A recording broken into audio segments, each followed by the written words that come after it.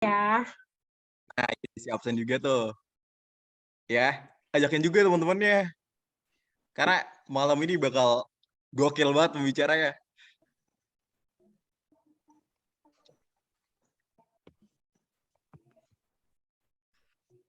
Oke, sambil mempersingkat waktu,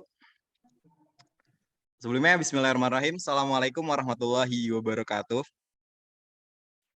Waalaikumsalam warahmatullahi wabarakatuh. Alhamdulillah, walhamdulillah, summa alhamdulillahirabbil alamin. Allahumma sholli ala sayyidina Muhammad wa ala ali sayyidina Muhammad.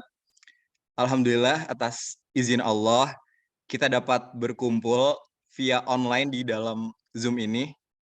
Makasih banget nih buat teman-teman yang udah hadir dan dimohon buat teman-teman ngajakin juga ya yang lain. Karena seperti yang kita tahu dan udah ada pamfletnya juga kan, insya Allah malam ini bakal ada sosialisasi Turki. Dan khusus buat negara Turki kali ini dijadiin satu waktu doang. Beda sama negara yang lain.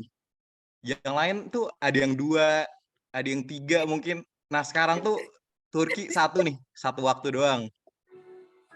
Ya. Dan juga pada malam hari ini, kalau yang lain nih, yang lain pembicaranya cuma 1 sampai 2 doang. Malam ini tuh sampai 3 orang kita borong nih buat sosialisasi tentang perkuliahan di Turki. Gimana cara belajarnya, gimana kehidupan di sana. Pokoknya semua tentang Turki. Makanya nih sekali lagi Ane ingetin buat semuanya, tolong banget dikasih nih linknya ke teman-teman. Karena pasti bakal nyesel banget sih, Ane yakin. Ya enggak? Velas Katufa deh. Bener gak? bener banget nih Kak Umar. Kalian pokoknya Iya. kayak nyesel banget kalau misalnya nggak join sosialisasi Turki malam ini. Ayo buat para camaba-camaba nih di-share terus ya link Zoom-nya nih buat teman-temannya biar teman-temannya nggak ketinggalan juga nih tentang sosialisasi kampus Turki ini. Iya bener banget. Asli kacau banget sih. Dan juga nih buat teman-teman tolong nih buat on cam juga dong. Buat ngeramein Zoom kita malam hari ini.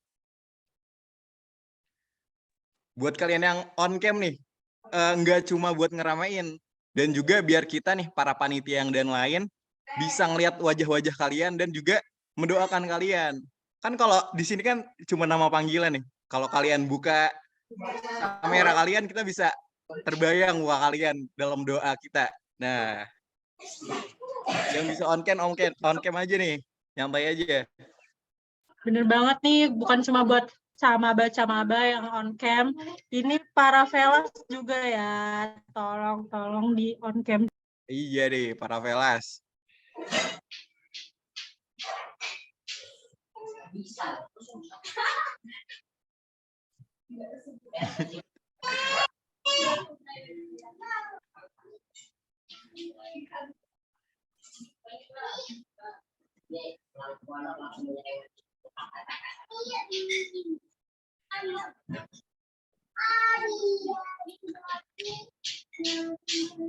Nggak dimulai nih.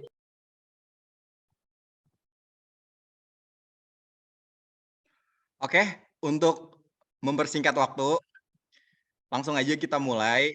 Mari kita buka sosialisasi perkuliahan di Turki pada malam hari ini dengan lafaz basmalah bersama-sama. Bismillahirrahmanirrahim. Bismillahirrahmanirrahim. Oke, sebelumnya perkenalkan nama Ane Umar Ardi. Insya Allah Ane di sini sebagai MC yang akan memandu sosialisasi pada malam hari ini bersama Katufa. Mana Katufa nih? Halo, ya Nah, yang kenalin ini aku Tufa. Katufa. Iya. Oke, seperti yang Ane bilang tadi ya, pada malam hari ini pembicaranya tuh ada sampai 3 orang. Jadi ada 1 orang Ikhwan dan 2 orang Akhwat yang akan menjelaskan bagaimana situasi, kondisi perkuliahan di Turki.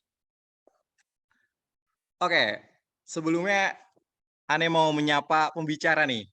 Ada Karifat. Karifat udah ada belum ya di sini? Halo Karifat.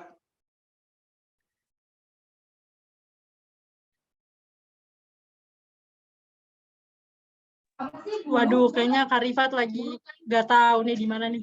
Aduh, Aduh, gimana ya Kak Rifat ya? Atau yang udah ada dulu nih Kak Umar. Siapa Kak coba tolong Sakinah, disapa Kak dong yang Sakinah. Ahwat soalnya ini nggak Kak kenal nih, kurang Sakinah, kenal yang Kak Ahwat. Sakinah. Siapa yang Ahwat Kak Tufa? Pembicara dari Ahwat ini ada Kak Sakinah sama Kak Sabita. Tapi yang udah on Nah, cam sekarang udah nemenin kita nih udah ada Kak Sakinah nih. nah iya Sakinah. tuh. Udah on cam juga ya.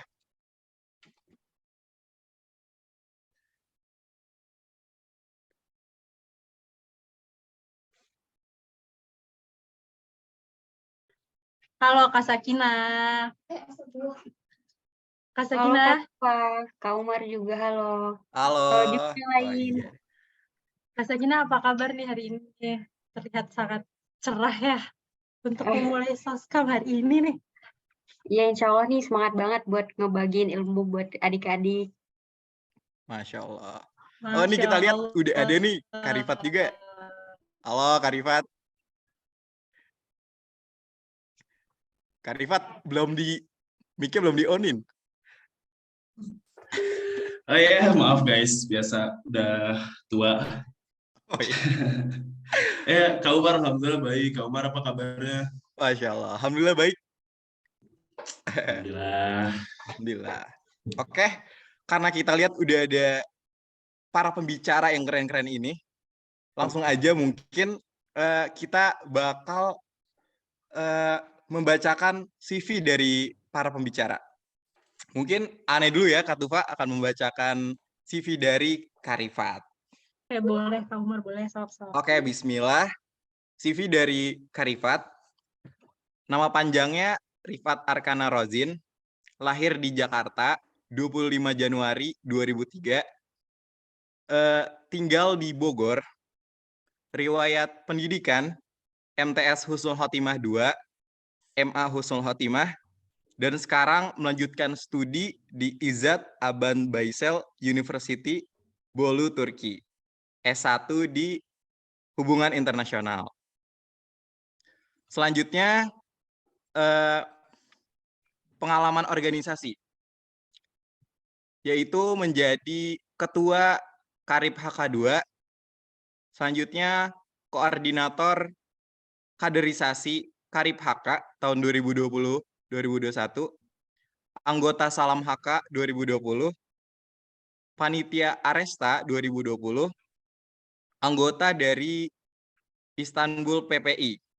Selanjutnya anggota acara di Islah Overseas, kemudian anggota Madrasah Fatih 2021 dan akan berlanjut. Kita tunggu ya. Kak Rifat ini akan pasti keren banget nih ke depannya. Selanjutnya ada volunteer kerja nih.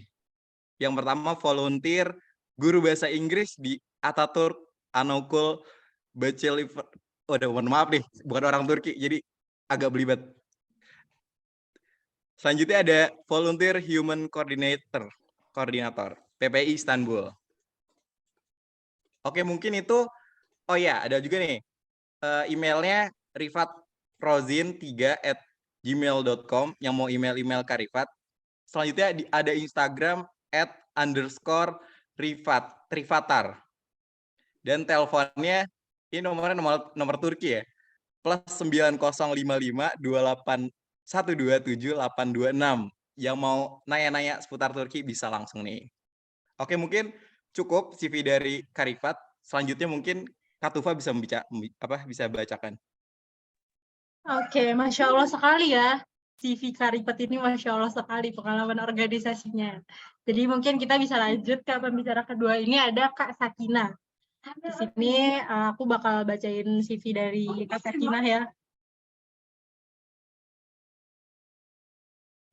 Oke. Kak Sakinah ini dengan nama lengkap Nur Sakinah Hasan dan tempat tanggal lahir 16 Februari 2022. Asalnya dari Kepulauan Riau. Terus sekarang ini nama jurusan itu sekarang di jurusan ekonomi di Erciyes University. Sorry banget, saya juga bukan orang Turki nih, jadi kita agak balelol ya Kak Umar ya. Iya, dimaklumin ya teman-teman ya. Dan juga Iya, para maafin ya. mahasiswanya nih.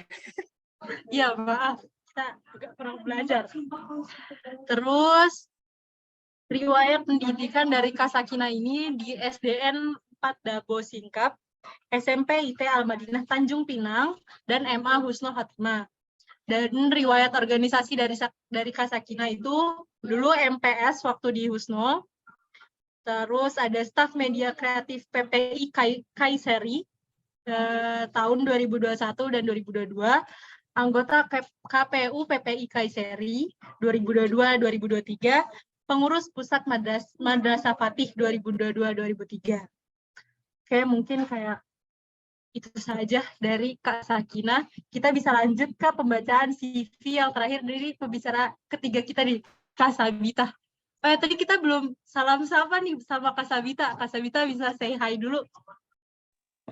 Hai semua, salam kenal. Kak Sabita, apa kabar nih hari ini?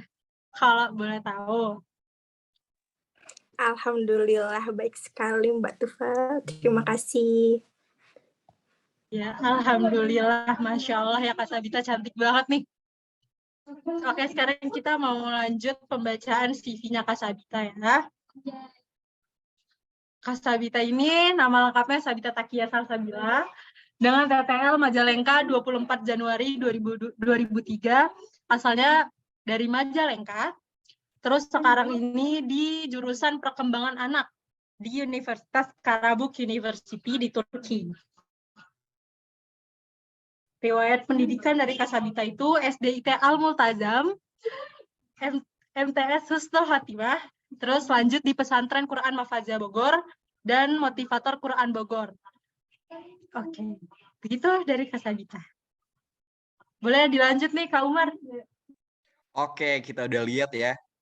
Dan juga dengar juga CV dari masing-masing pembicara pada malam hari ini. Oke, mungkin untuk mempersingkat waktu, langsung aja nih ya. Langsung aja saya dan Kak Tufa selaku MC, kita persilahkan kepada para pembicara untuk mensosialisasikan perkuliahan di Turki. Padanya dipersilahkan.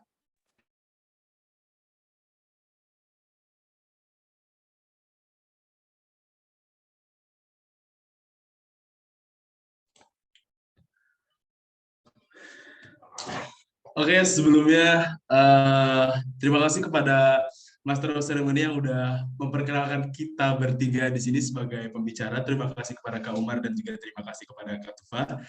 Dan sekali lagi, hadirnya kami di sini itu buat menjelaskan kayak apa sih Turki gitu. Apa sih untungnya kuliah di Turki gitu. Di Turki itu kayak gimana, orang-orangnya kayak gimana, bahkan sampai sekelas makanan, bahkan sampai sekelas, ya apa sih yang pengen kalian tahu, mungkin nanti kita bakal jabarin dan kalian bisa tanyakan langsung ya, teman-teman. Sebelumnya di sini, Anda mau mengulang perkenalan diri, nama Rifat Arkana Rozin, kalian boleh panggil aku Rifat, dan di situ ada Kak Nur Sakinah, dan ada Kak Sabita Takia. Jadi kita di sini sama-sama belajar ya, sama-sama berjuang di negeri orang. Oke, mungkin buat PPTT kita bisa langsung mulai ke slide pertama.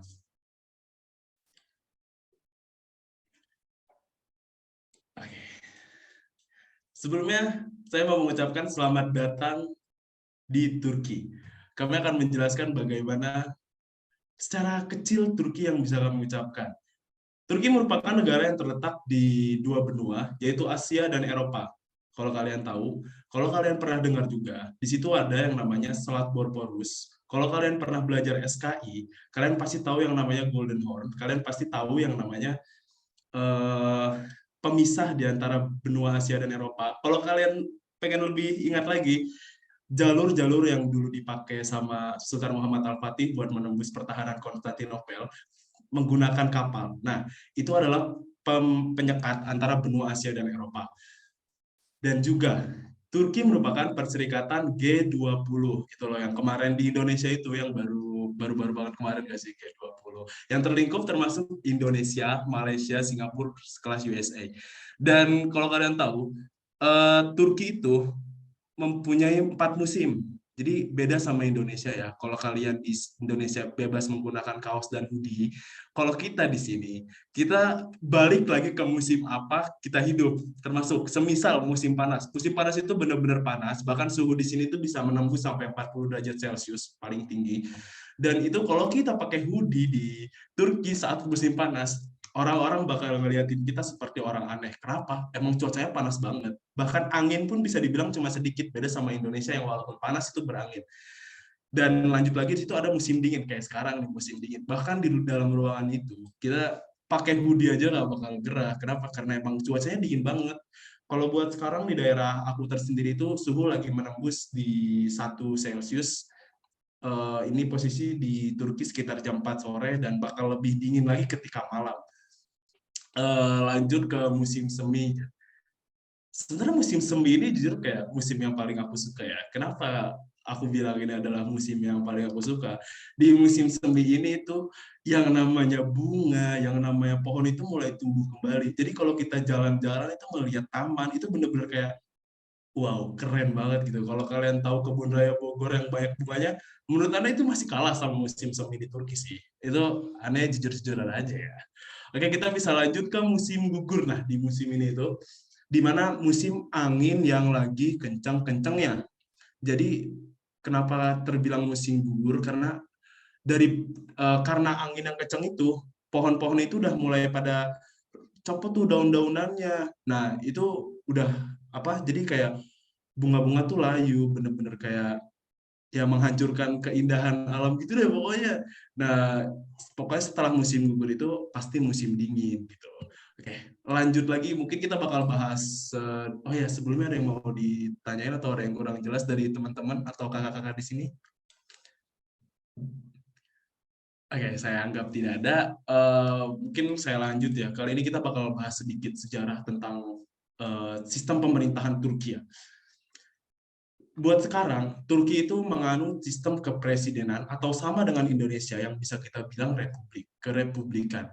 Yang baru dimulai setelah tahun 1923, setelah sekian atau sebelumnya itu menganut sistem khilafah yang biasa kita kenal atau dulu kita pelajari di sejarah kebudayaan Islam itu sebagai dinasti Utsmani sebelum hancur dengan berbagai faktor yang mungkin kalian lebih paham daripada saya gitu, dan sampai ujungnya itu di Perang Dunia Kedua, di mana mungkin kalau kalian baca buku Api Tauhid itu sampai-sampai Kiai Badiuzzamani Said Nursi itu ikut turun berperang hingga dia dihancurkan oleh salah satu diktator Turki terdahulu yang pada saat itu juga dia menjadi presiden pertama di Republik Turki yang biasa dikenal oleh nama Mustafa Kemal Atatürk alias presiden pertama Republik Turki yang hingga kini masih dilanjutkan oleh Presiden Recep Tayyip Erdogan yang sudah menjabat kurang lebih selama 20 tahun.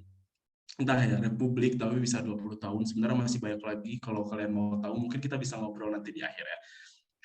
Dan juga kalau kalian pengen tahu, Turki juga termasuk surga bagi para arkeolog dan juga sejarawan dunia karena bangunannya emang bersejarah. Emang keren banget jujur. Mungkin dari teman-teman Isla 24 punya teman-teman atau Isla bawah kita yang udah ada beberapa orang di Turki yang biasa ngeliat story kita yang pokoknya kayak kita tuh sebenarnya motret asal-asalan, cuma kayak bagus aja kayak di SG, jadi kelihatan Instagramable gitu kan ya. Mungkin beberapa ada yang tahu. Oke, buat Turki selesai. Kita lanjut ke slide selanjutnya yang bakal dijelasin oleh Kak Sakinah.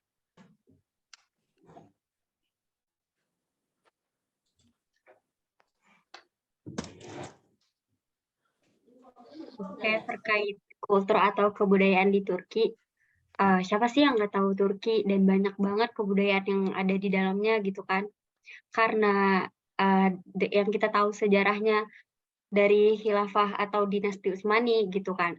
Nah, kebudayaan ini apa aja? Banyak banget. Dari arsitektur, seni rupa, lukisan, dan ini tuh punya daya tarik sendiri nih buat orang-orang tuh berkunjung atau bahkan menempuh pendidikan di Turki gitu. Kayak misalnya arsitektur, aku bakal jelasin sedikit. Arsitektur tuh kita bisa lihat nih dari masjid-masjid di Turki yang kita tahu kayak Hagia Sophia atau Blue Mosque, itu tuh benar-benar yang punya khas tersendiri gitu, seperti kubahnya, seperti menaranya, dan ternyata itu tuh ada artinya gitu. Kayak misalnya di Hagia Sophia, itu kita bisa lihat kan, kalau misalnya dia itu punya menara 4, dan menara itu dibangun sama 4 sultan yang berbeda nih. Nah, terus ada juga perbedaan, dan emang yang menarik menurut aku pribadi, yang menarik di Turki itu adalah masjidnya. Karena dia punya ini loh, kayak masjidnya itu punya mozaik-mozaik atau punya ornamen yang itu tuh emang melambangkan atau mencirikan itu tuh arsitektur Turki gitu. Kayak misalnya ada masjid yang emang dibangun dari peradaban Seljuk, ada juga masjid yang dibangun dari peradaban Utsmani. Nah, itu tuh ada perbedaannya dari menaranya gitu. Nah, habis itu pada zaman ini, sekarang ini, Turki itu punya basis pendidikan yang berbasis Eropa gitu. Jadi itu tuh dapat punya daya tarik sendiri buat kita itu, kakak-kakak yang udah di sini, itu buat tertarik untuk melanjutkan studi di sini gitu. Nah, budaya Turki sendiri itu terbentuk dari banyak banget tradisi, dari mulai Armenia, Arab, sampai Yunani. Jadi bahkan ketika kita belajar bahasa Turki, itu di dalamnya nggak cuma bahasa Turki, tapi banyak banget tradisi yang tercampur di situ. Jadi dalam bahasa Turki sendiri, itu ada bahasa Persia, ada bahasa Yunani, ada bahasa Arab, dan masih banyak banget bahasa lain yang ada di bahasa Turki itu sendiri gitu.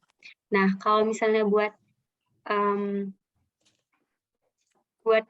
kalau misalnya kan kebudayaan juga berpengaruh ya buat hidup kita di Turki.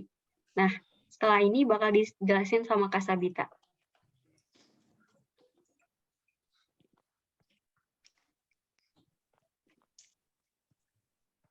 Nah, hidup di Turki. Nih, tentunya sebagai pendatang baru bagi kita tuh bakal ngalamin banget yang namanya kultur shock. Soalnya di sini kan terutama sama lidah ya. Kalau misalnya di Indonesia banyak rempah-rempah di tiap makanannya. Nah, di sini tuh kayak makanan sini tuh rasanya hambar gitu loh, kayak kurang inilah, kurang itu. Terus iklimnya juga beda kan. Kalau di Indo kan ada cuaca cuman 2, ada musim hujan gitu doang. Kalau di sini tuh ada 4, jadi kayak ya perbedaan iklim juga membuat kita susah juga sih, kadang ada yang sakit-sakit juga kok setiap pergantian musim. Terus kan beda 4 jam juga kan sama di Indo. Jadi di sini juga jadwal sholat tuh beda gitu. Terus tentang sopan santun. Nah, jauh banget nih sama di Indo. Kalau misalnya di Indo itu kan kita setiap ketemu orang ya minimal kita senyum, walaupun nggak kenal kan suka senyum kan ya. Nah, kalau di sini tuh nggak kayak gitu. Di sini malah kalau misalnya kita senyum, malah kadang apa ya, mereka nggak biasa mungkin ya sama yang senyum. Nah, karena orang Indonesia terkenal dengan santunnya, ramahnya, jadi di sini tuh orang Indonesia kayak terkenal dengan keramahannya itu, jadi kayak wah selalu welcome gitu loh orang Turki sama orang Indonesia. Nah, tapi orang Turki juga ada juga yang lembut, biasanya tuh kayak yang misalnya kayak yang hidup bertetangga. Nah, tetangga nih misal, mereka kadang-kadang suka ngetok pintu, ngebel pintu, terus tiba-tiba ngasih makanan ke kita.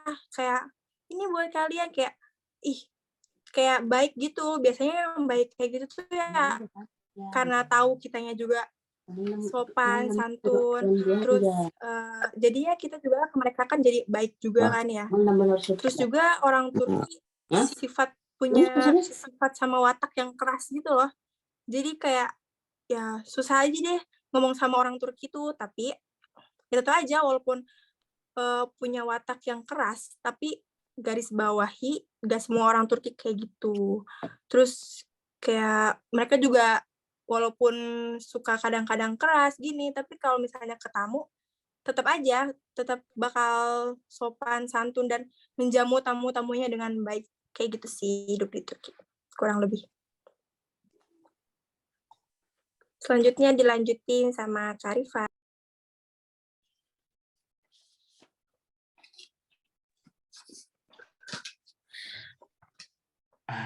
Ini dia. Kayak kita udah mulai masuk ya ke bahas tentang kehidupan dan pendidikan di negeri dua benua ini gitu. Di Turki tepatnya kayak. Sebenarnya ini bukan tentang kalian atau bukan tentang kita, tapi ini real bener-bener apa yang kita ucapin ke kalian itu bener-bener apa sih yang kita rasain di sini nggak ngada-ngada ya. Bener-bener kalau kalian bikin kita ini ngada-ngada biar kalian datang ke sini, nggak, emang ini bener-bener yang terjadi. Yang pertama tentang kehidupan relatif murah.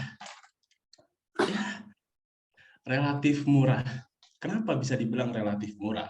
Yang pertama karena emang mata uang di Turki ini, karena inflasi di seluruh dunia sekarang lagi terjadi, karena emang banyak kayak beberapa negara yang mata uangnya anjlok, salah satunya itu adalah Turki, yang bahkan sampai dengan itu 1 lira itu, FYI buat mata uang Turki itu mereka itu pakai angka satuan ya, kayak di Indonesia mereka itu pakai mata uang ribuan. Kalau di Turki itu 1 lira itu 1 Turkish lira sama dengan 824 rupiah kurang lebih.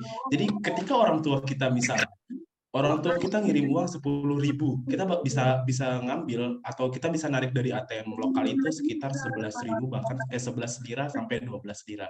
Jadi benar-benar keuntungan banget buat kita pelajar Indonesia yang emang mata uang kita lebih tinggi walaupun sedikit daripada mereka gitu. Yang kedua, menyenangkan. Serius menyenangkan. Percaya nggak sih kalau ini menyenangkan banget?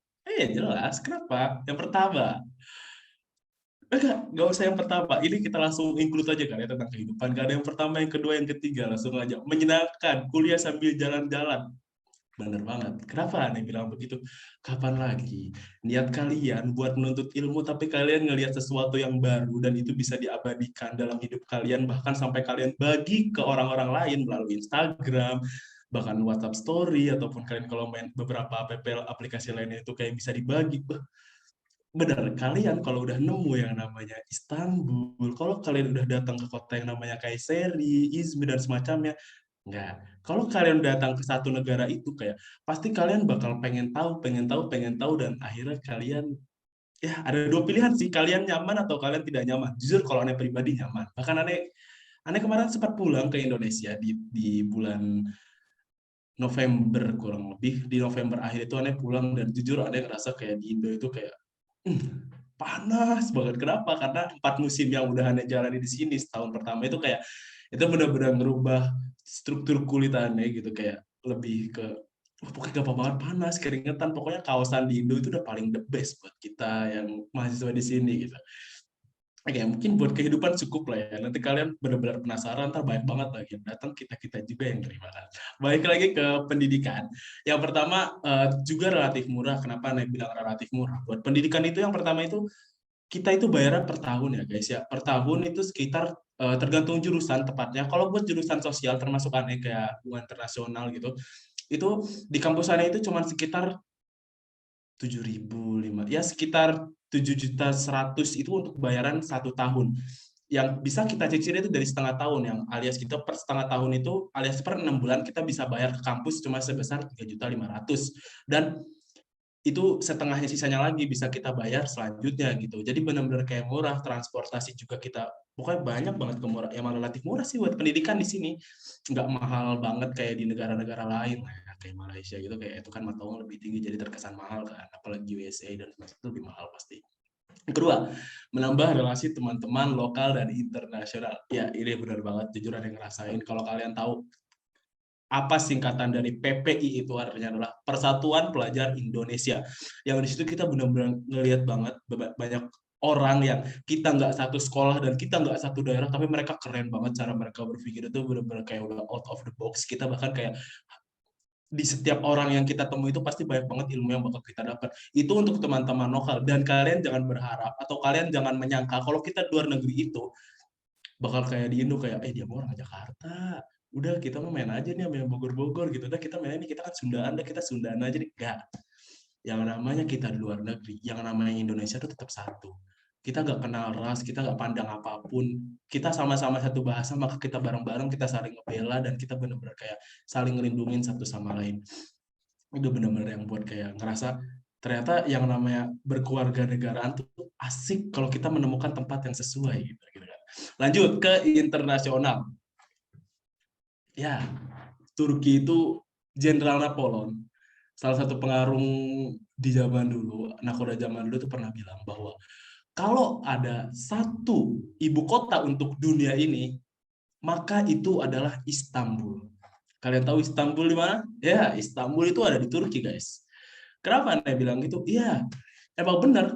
Ketika Anda di Istanbul, itu kayak bener-bener kalau kalian pengen ngelihat orang mata sipit, kalian pengen ngelihat orang putih, bahkan kalian pengen ngelihat orang kulit merah, sampai kulit yang bener-bener hitam, sampai rambutnya keriting digiling-giling, itu bener-bener ada di Istanbul. Emang bener-bener kayak daya tarik Istanbul itu emang kayak benar-benar gak ada duanya, jujur. Bahkan sekelas sampai Kasabita, Kasakinah, jujur siapa sih yang gak pengen berkunjung ke Istanbul kalau emang itu bagus banget gitu. Dan walaupun kita udah pernah datang, tapi emang kayak ada aja yang bikin nyaman gitu.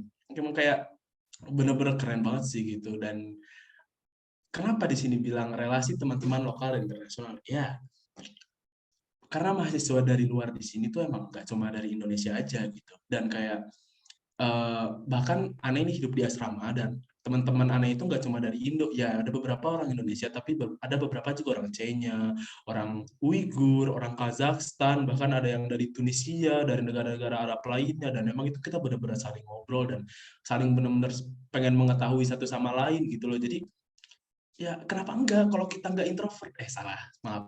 Kenapa enggak kalau kita nggak pengen tahu gitu? Kenapa di sini terus asal tidak introvert? Ya kalian harus pengen tahu kalau kalian pengen tahu. Kan begitu teman-teman. Yang terakhir adalah ekstra belajar bahasa asing. Ini bener banget sih, minimal 3 bahasa dikuasai, ini bener banget. Yang pertama adalah bahasa Inggris. Kenapa bahasa Inggris? Kalian pasti datang ke sini bakal berbahasa Inggris. Pertama kali kalian pasti bakal berbahasa Inggris. Kenapa?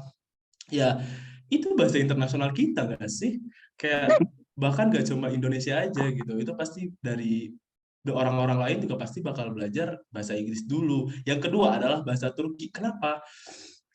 Bahasa Turki itu buat kita masuk internasional itu, kita wajib banget buat bisa bahkan sampai ke fasih berbahasa Turki. Kenapa? Itu adalah syarat kita untuk masuk ke universitas, masuk untuk belajar di fakultas. Kenapa begitu? Di tahun pertama, kita sebagai mahasiswa internasional itu bakal masuk ke kelas bahasa yang biasa kita bilang Tomer, yang kalau bahasa Turki ke Indonesia adalah pelajar asing yang berbelajar bahasa Turki gitu. Nah, jadi emang wajib banget karena memang minoritas orang Turki juga kayak kurang fasih berbahasa Turki ya, kecuali fasih berbahasa Inggris, maaf. Kalau emang mereka kecuali pelajar ya, kurang lebih. Kalau pelajar itu rata-rata mereka fasih banget, apalagi mereka yang emang di jurusannya wajib berbahasa Inggris gitu. Ya, yang terakhir mungkin adalah bahasa yang kalian minati. Tapi jujur kalau kalian yang memang di pesantren fasih berbahasa Arab, itu bisa banget kayak mempraktekkan lagi di sini. Kenapa? Karena yang tadi Anda bilang, teman-teman internasional kita itu nyaris 40% itu berasal dari Arab gitu. Jadi ya bisa banget kalau kalian mau nambah bahasa lebih dari 3, itu hak kalian sebagai manusia yang pengen lebih tahu gitu kan. Oke. Selanjutnya mungkin kita bakal nampilin gitu ya, kayak ada video yang gimana sih cara kita menjalani kehidupan di Turki gitu. Kalau mungkin kalian sering lihat di VT kalian atau FV kalian, itu adalah A Day in My Life.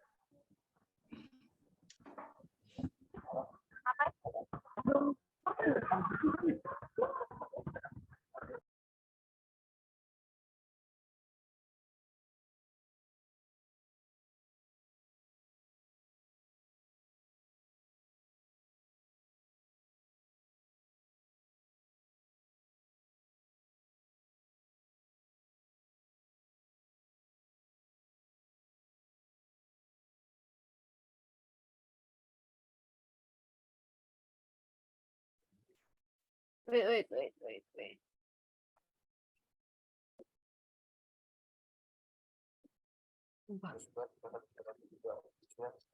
Habis dari kelas gue langsung OTW mekanik, pengen makan, lapar soalnya. Tapi di jalan nih gue dicegat sama anjing, ya udah gue kasih roti dulu, untuk bisa lewat. Nyampe mekanik ternyata antriannya udah panjang banget, kayaknya juga gara-gara lagi makan siang. Ya udah kira gue ngisi kartu dulu, bikin mesinnya sekali ngisi tele. Nah, menu utama hari ini Sumpah. ya,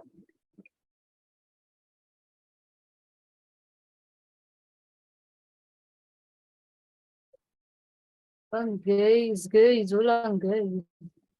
Maaf.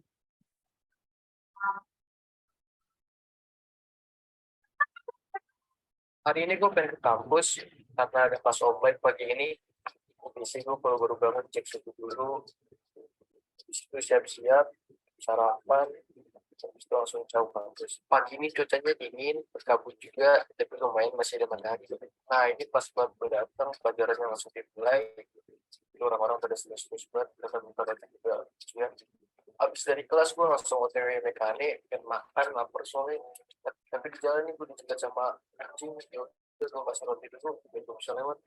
Nyampe mekanik ternyata antriannya udah panjang banget, kayaknya juga gara-gara lagi makan siang. Ya udah kira gue ngisi kartu dulu, bikin mesinnya sekali ngisi tele. Nah menu utama hari ini kayak fasulnya gitulah, rasa-rasanya kayak udang balado gitu menurut gue sih. Itu biasanya kalau lagi makan siang ini rame nih. Nah ini gue udah keluar makan, sampai lagi tempatnya. Selesai makan karena udaranya enak banget, jadi gue bantu berdua dari dulu begadang. Sorenya karena udaranya masih enak, jadi gue lanjutin voli gitu sama yang lain. Sudah. Oke, makasih banget buat teman-teman KKPLS yang udah nampilin beberapa Dayma Live dari teman kita itu. Jadi salah satu teman kita yang namanya Kasyafdi Hamdalah, dan mungkin kalian kenal dia kalau dia itu anak Good and Tech, itu salah satu anchor, dia itu salah satu anchor Good and di masanya. Oke, mungkin kita bakal lanjut ke selanjutnya yang bakal dijelasin Kak Sakinah ya guys ya.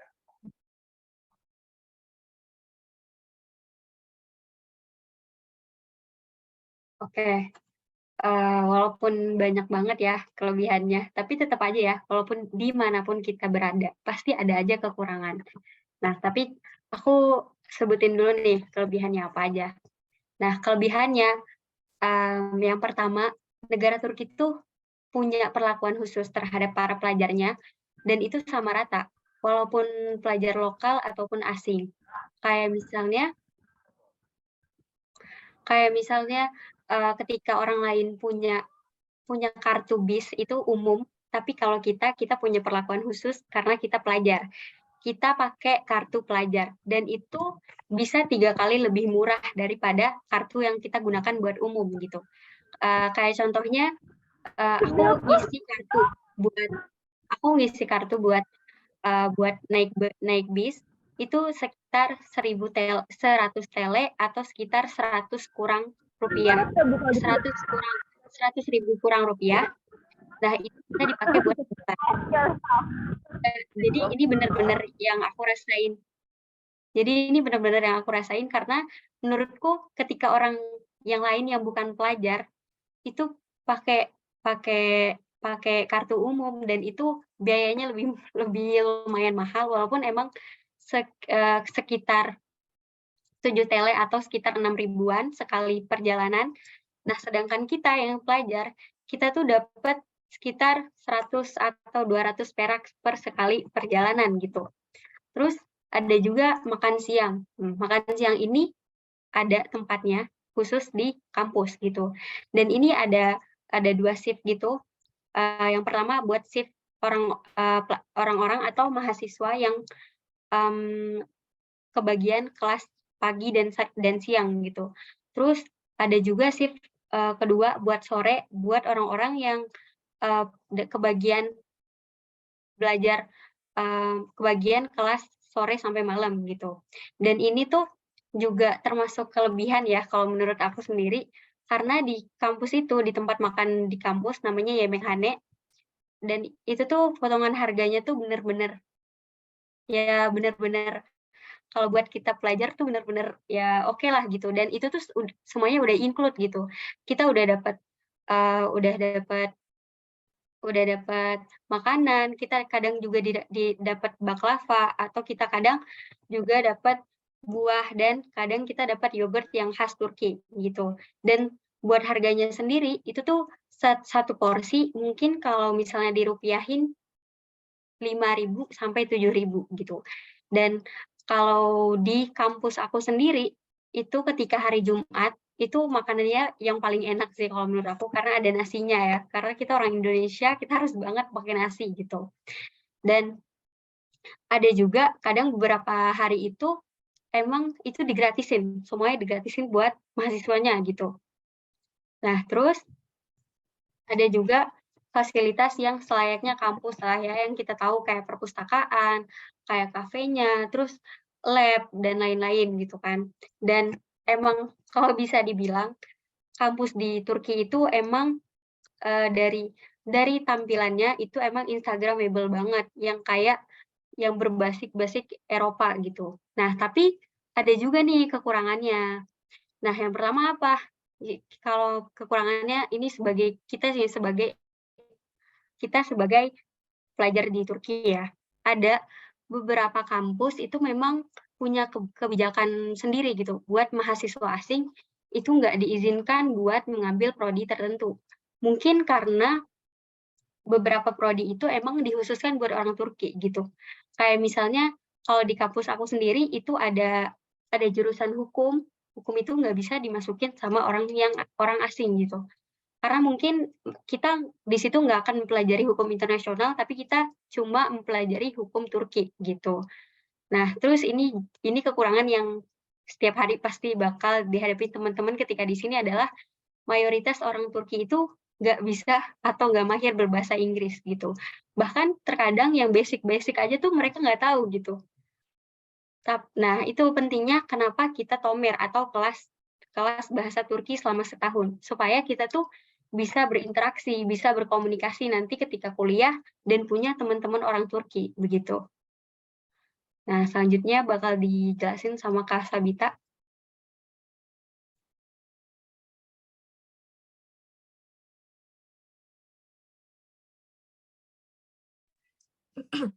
Buat biaya kehidupan di Turki, kalau tempat tinggal tuh ada 2 pilihan. Yang pertama di apartemen. Kalau misalnya di apartemen itu kisaran harganya 3.000 sampai 5.000 lira Turki. Tergantung kota-kota yang disinggahi tapi. Kalau di kota aku sendiri masih murah ya. Rumah aku masih 1.800. Pokoknya kalau di kota aku kisaran 1.000 sampai 3.000 tuh masih dapat rumah. Tapi mungkin kalau di kota besar kayak Ankara, Istanbul itu nggak bakal, paling kayak 4.000 ke atas malah ya. Kalau asrama itu rate umum 2.000 sampai 6.000 TL itu udah diumum banget, kayak emang hampir di setiap kota tuh harganya segitu. Nah, tapi kalau orang Indo nih biasanya tinggalnya di apartemen karena mereka pada nggak cocok sama makanan yang di asrama. Nah, makanan di Turki kayak gimana?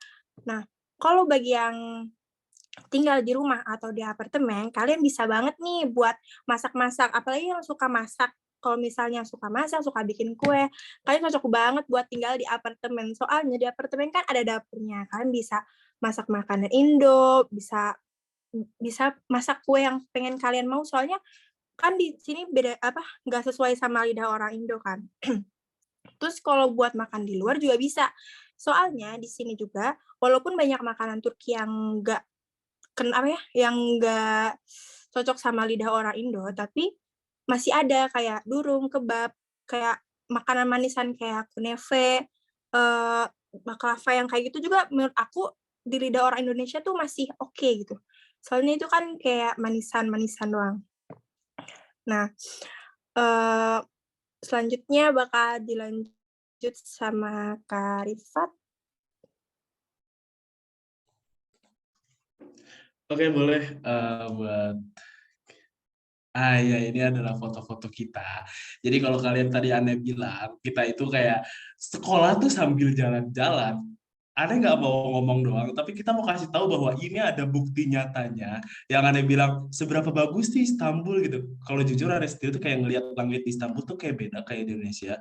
Mungkin kalian bisa lihat gitu beberapanya. Ya mungkin beberapa dari kita tahu lah ini siapa aja sih yang ada di foto gitu. Apalagi itu tuh yang paling kanan itu yang pakai jaket jeans itu salah satu, mungkin di Ikhwan dulu dia terkenal ya karena dia itu salah satu pradana terbaik kita di angkatan saya gitu ya. Dan yang paling kiri itu mungkin ada beberapa yang kenal juga, dia adalah musrif kalian dulu. Dan kalau yang maaf itu gayanya agak senonoh sebenarnya. Untungnya itu adalah jari telunjuk ya, bukan jari tengah. Jadi tidak apa-apa untuk masuk ke dalam picture ini. Jadi itu adalah Kak Fahmi. Dia adalah ketua Islah 24 kita. Yang sayangnya, yang harusnya dia ada di posisi saya di sini, cuma dia hari ini ada ujian dan akhirnya tidak bisa ikut hadir di sini ya, jadinya saya yang bicara di sini. Dan ini di sebelah kiri itu adalah salah satu, itu kita habis ujian dan kita mutusin buat ayo jalan-jalan ke pantai, dan benar itu adalah pantai di salah satu daerahnya. Bisa dilanjut lagi kakak yang tanggung jawab. Ini juga, ini adalah kalau kalian tahu apa itu Hagia Sophia.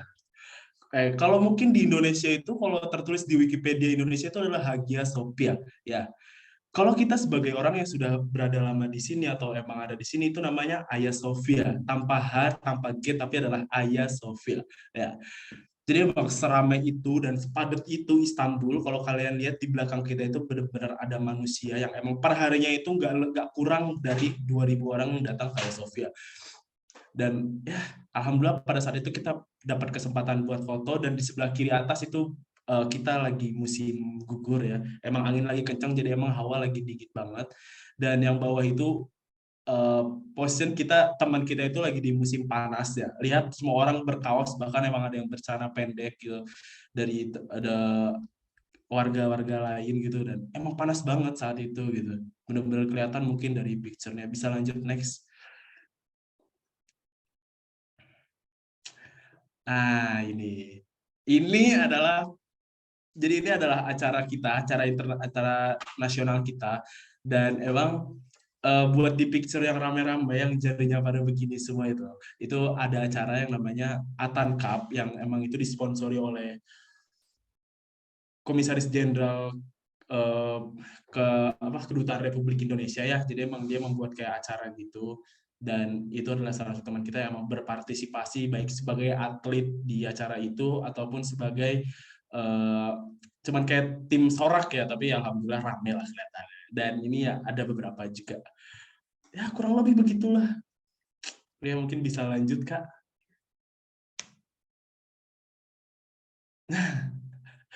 Kalau yang ini posisi lagi di musim dingin.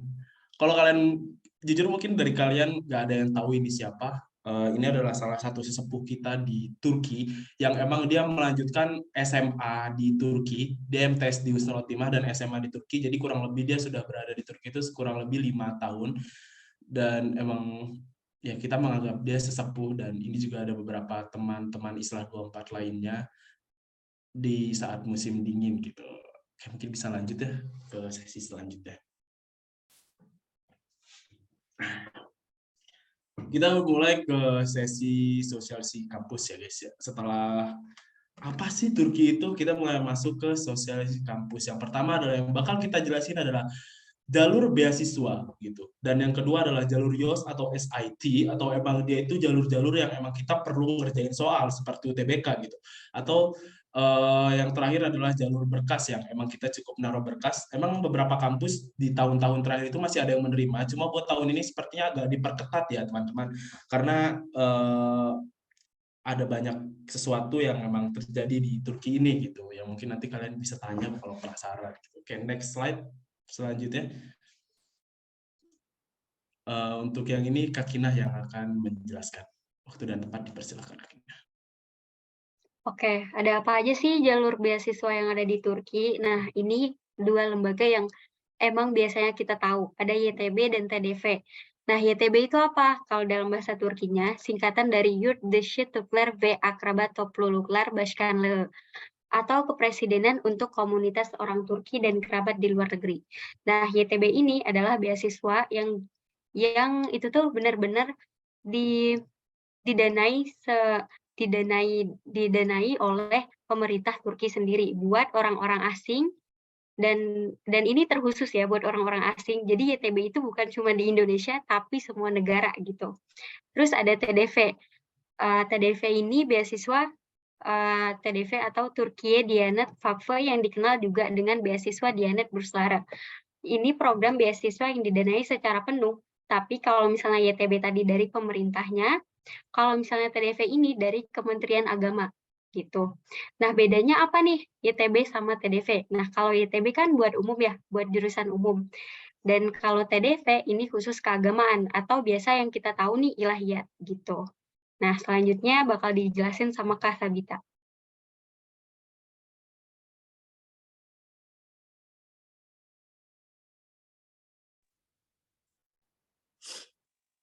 Nah, buat syarat-syarat pendaftaran YTB dan TDV tersebut, yang pertama, bukan merupakan warga negara Turki atau warga negara yang telah kehilangan keluarga negaraan Turki. Jadi emang benar-benar orang Turkinya itu nggak bisa daftar YTB. Jadi emang itu buat orang asing gitu ya. Terus maksimal berusia 21 tahun.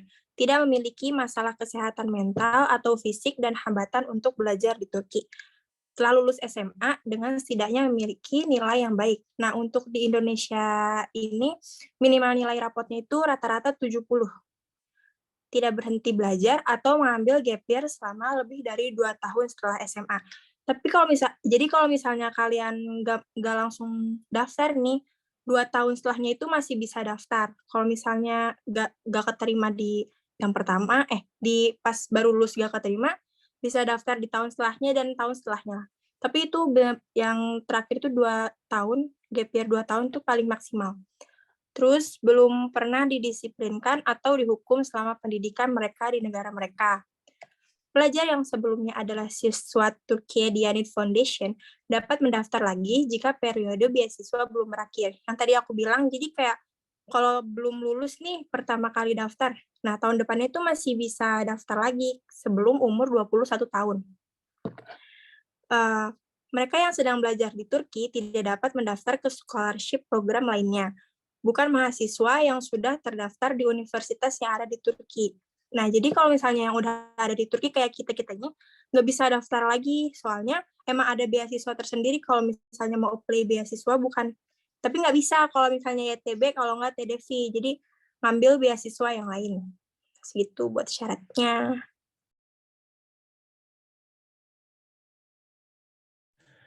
Buat KMC, boleh lanjut slide selanjutnya. Nah, ini adalah berkas-berkas yang harus disiapkan ya. Yang pertama, KTP itu kalian, jadi kenapa di sini tertulis gitu, kalau KTP itu nanti kalian fotokopi atau kalian scan dan kalian harus menyiapkan dalam bentuk PDF gitu, termasuk paspor dan kartu identitas resmi lain yang dibutuhkan. Yang kedua adalah pas foto biometrik ya. Bukan foto biasa, tapi emang yang belakangnya itu layar putih, yang latarnya itu putih dan ada garis-garisnya gitu kalau foto biometrik itu. Seingatannya itu kurang lebih 4 buah kalau nggak salah ya, sekitar 4-an. Dan ijazah atau surat keterangan lulus jika yang belum lulus tapi mau mencoba daftar YTB ini atau TDV. Kalau surat keterangan lulus ini kalian mintanya nanti ke kantor yayasan ya guys ya. Kalian samperin Ustadz siapa sih, Mulyadin ya atau Ustadz El-Farabi, antara kedua itu kalian boleh tanya, bilang mau minta surat keterangan lulus untuk apply beasiswa YTB, insya Allah mereka paham. Dan dapat menggunakan surat keterangan akan lulus juga gitu. Itu juga dua-duanya didapatkan ke kantor yayasan ya guys ya. Oke, lanjut transkrip nilai. Kalau transkrip nilai itu kalian bisa minta ke apa sih yang di samping-samping itu, tata usaha. Kalian bisa minta ke bagian tata usaha, kalian boleh minta transkrip nilai dari semester 1 sampai semester 5 ya, karena semester 6-nya belum keluarkan tentunya. Dan sertifikat. Ini buat yang ini aneh tekenin banget, kenapa? Sertifikat itu buat beasiswa itu sangat penting ya. Terutama kayak kalau kalian punya prestasi internasional ataupun nasional juga nggak apa-apa gitu. Cuma kalau internasional lebih bagus gitu kan, dan itu lebih ke 40%-nya kalian bakal terima itu dari sertifikat gitu. Kenapa? Karena kualitas kalian dilihat dari apa yang kalian lakukan kan gitu. maksudnya. Terus yang ini adalah surat rekomendasi bahasa Inggris. Bahasa Inggris bukan maksudnya adalah dari guru bahasa Inggris, tapi berbahasa Inggris ya guys ya. Nanti ini kita revisi sedikit. Surat rekomendasi berbahasa Inggris dari kepala sekolah atau dosen jika kalian sudah keterima di kampus dan kalian ingin keluar alasan mau daftar ini atau keterimanya gitu. Yang ketiga adalah hasil ujian internasional GRE, GMAT, SIT atau yang lainnya. Itu emang ada beberapa kampus yang emang minta ya, atau mereka menanyakan apakah kamu udah pernah ikut ujian ini atau ini, dan itu bakal jadi nilai plus kalau nilai kalian gede, ataupun kalau nilai kalian pas-pasan dan kalian ngambil jurusan yang emang nggak terlalu muhim, yang nggak terlalu penting, itu kayak masih bisa sih. Dan yang terakhir adalah sertifikat kemampuan bahasa, TOEFL, DLF, dan sertifikat berbahasa Turki biasanya. Dan ini setiap universitas pasti minta karena kita adalah mahasiswa asing ya yang datang ke negara mereka. Kita adalah mahasiswa internasional yang datang ke negara mereka, dan wajar kalau kita diminta kemampuan berbahasa daerah mereka ataupun berbahasa Inggris gitu. Jadi yang ini semuanya itu kalau kalian udah dapat itu wajib banget buat diterjemahin ke bahasa Inggris. Kalian bisa ada beberapa translator yang emang mereka itu diakui, oh ya sebelumnya diterjemahkan ke bahasa Inggris itu bukan kita Google Translate dan kita Indonesia English, itu nggak kayak gitu, tapi emang ada beberapa lembaga yang emang dia itu kayak resmi, lembaga resmi untuk penerjemah dokumen-dokumen untuk ke luar negeri, dan itu harus banget gitu. Ya, yang ini penting sih sebenarnya, nanti kalian bisa akses sendiri kalau kalian mau tahu lagi ya. Oke, next ke selanjutnya. Kak Sakinah, boleh dilanjutkan. Oke, terkait fasilitas apa aja sih yang bakal kita dapetin kalau kita keterima TDV atau YTB ya? Nah, yang pasti banget adalah uang saku bulanan. Terus juga ditanggung biaya kursus bahasa Turki selama setahun. Dan kalau misalnya kita TDV, itu kan pasti ada bahasa Arab ya. Nah, itu juga ditanggung oleh mereka gitu. Terus biaya kuliah dari awal pendidikan sampai akhir pendidikan gitu. Ada juga asuransi kesehatan. Terus ada akomodasinya gitu. Kalau misalnya penerima beasiswa tuh bakal biasanya ditempatinnya di asrama. Dan itu tuh udah mencakup seperti makan, mencuci, dan lain-lain gitu. Terus ada tiket pergi ke Turki dan tiket pulang ke negara asal saat masa pendidikan. Kalau YTB itu cuman di awal dan di akhir. Nah, tapi kalau misalnya TDV itu bakal dapat tiket pesawat PP Turki ke Indo itu setiap tahun di setiap liburan musim panas gitu. Terus kalau buat YTB itu biasanya juga ada banyak banget kayak bimbingan kepemimpinan gitu. Terus ada apa lagi ya, banyak banget sih kalau nggak salah aku, ada kongres, terus ada seminar-seminar yang emang dikhususkan buat pemuda gitu. Terus kalau buat kalau buat TDV itu banyak banget juga programnya, sama seperti YTB, tapi bedanya kalau di TDV ada program Camp Quran kayak gitu. Oke, kalau cara daftarnya gimana bakal disampaikan sama Kak Sabita.